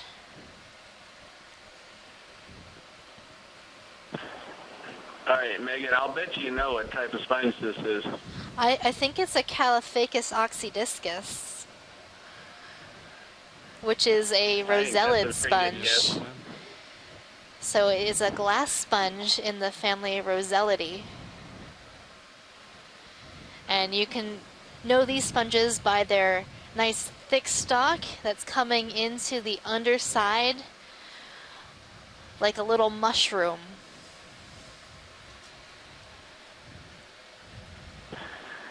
Yeah, so the rosellids and the euplectelid stalk sponges, they differ in the way their stalk attaches to the top of it or the main body of the sponge. And in the rosellid here, it's actually attaching to, I guess, what you would call I guess the way to think about the sponge is that it's like a glove that's been sort of inverted inside out a little bit. So the part of it that's to the left is actually the inside of the sponge, the atrial surface, and then where the stalk attaches, where you can't see it behind it, is the normal outside of the surface. And so it comes in at a little bit different location. Next time you see a euplectelid stalk sponge, I'll go ahead. Oh, here we go. We were frozen there for a moment. So, yeah, I was looking at the same thing for a while. I didn't realize you were moving in on it. Ah, and you got a shrimp So in there. if you sort of get this attachment to memory, then the next time we see one of those bolosomini like we were seeing yesterday, you'll see what the difference is. But beautiful example of a rosellid stalk sponge in the genus Caliphacus. So Chris, why do they call it the atrial surface? Atrial surface is usually the inside of, if you had a vase-like sponge, the inside of it is referred to as the atrial surface. and the outside is referred to as the dermal surface. And so this particular surface we're looking at right now, if I remember all this correctly, is that this is actually the dermal surface, and the atrial surface is the other side, and that's what it gives it this sort of inside-out kind of morphology. And by the way, this little shrimp right here, I think this could be a Levius, and a lot of these Caulophacus have got these little commensal shrimp in them, and we've seen this before. And so how they find each other and why a lot of them all seem to have similar, the same species of shrimp is one of these fascinating deep-sea questions that we're all trying to sort out and answer. This one looks to be a female with eggs. So she's holding those eggs up underneath her body in her pleopods. Let's get ready to come up. Is that all the time we have? Yep. All right. All right, wash leads. Unfortunately, that's the end of our bottom time for today. So we're going to have to set up and come off bottom now. Okay, thank you. So that is the end of our dive for the day, folks. We saw some really great stuff today. Some bamboo corals, chrysogorgid corals, primnoid corals. We collected a black coral in the genus Bathopathes, a primnoid coral that may be a new genus. We've gotten, what, 2 rock samples today, John? 2 rocks. What was special about our rocks? The rocks are geologic. Oh. No, they both look to be volcanic rocks coated with this polymetallic crust, and they should provide, hopefully, will provide good samples for geochemistry and hopefully age dating. For the fish side of things, we saw some ophidiids, and we saw a Chaunacops, possibly Coloradus, possibly a different species right here at the end. They are definitely one of my favorite fishes, just so beautiful. And I turn to port. The way they sit on the bottom with their little feet, it's adorable. Yeah, I always like to see them too. Starboard like a hare. They're kind of fun. Coming up. So, Megan, who do you think won the sponge versus deep sea coral you could actually just stay there and I can throwdown from the beginning of the dive? There was some discussion whether we were going to see more corals or see more sponges based on kind of the location of the seamount and the morphology and so on. What do you think? We didn't do a strict count. But well, in terms of counts, we definitely saw more corals than sponges today, but we did see a number of pretty interesting sponges. Some Caulophacus, and what was the other one we saw earlier? Perhaps the Crateromorpha sponges. So those are glass sponges in the family Rosellidae. But in terms of corals, they definitely outwon our sponge game today. Our primary dominant fauna here were the primnoid corals. And we saw a number of bamboo corals and quite a few Iridogorgia magnispiralis. Those are the most big spiraling corals. Yeah, saw that really small one at the beginning. And that might be a depth extension for that particular species. This is relatively deep from Iridogorgia magnispiralis. All right, a couple things to look at. I'm definitely going to have a talk with these sponges because I'm very disappointed in their showing up on their this attendance. particular dive. They were clearly taken to the mat by the corals today. So we'll see what happens tomorrow, and maybe they'll regroup and do a better job.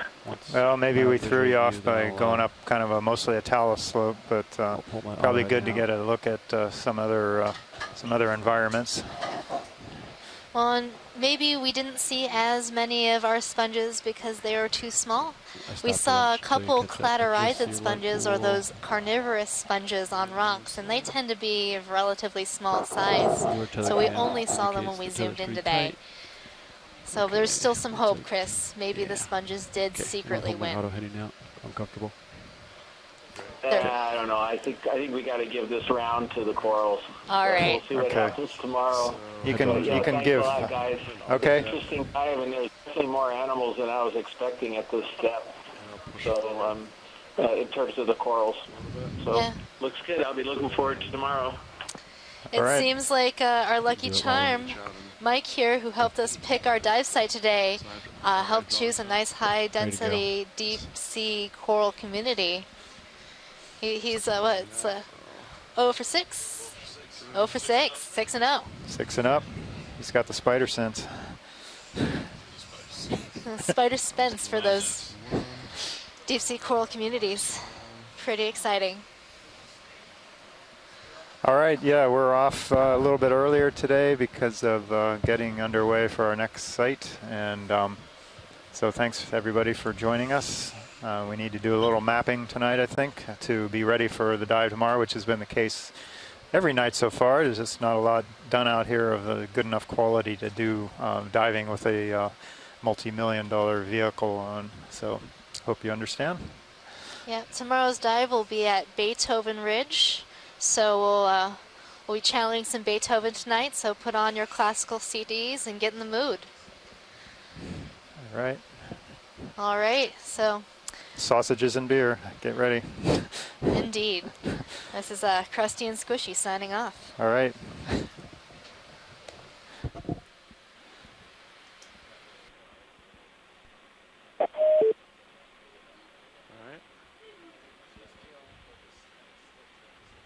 Call that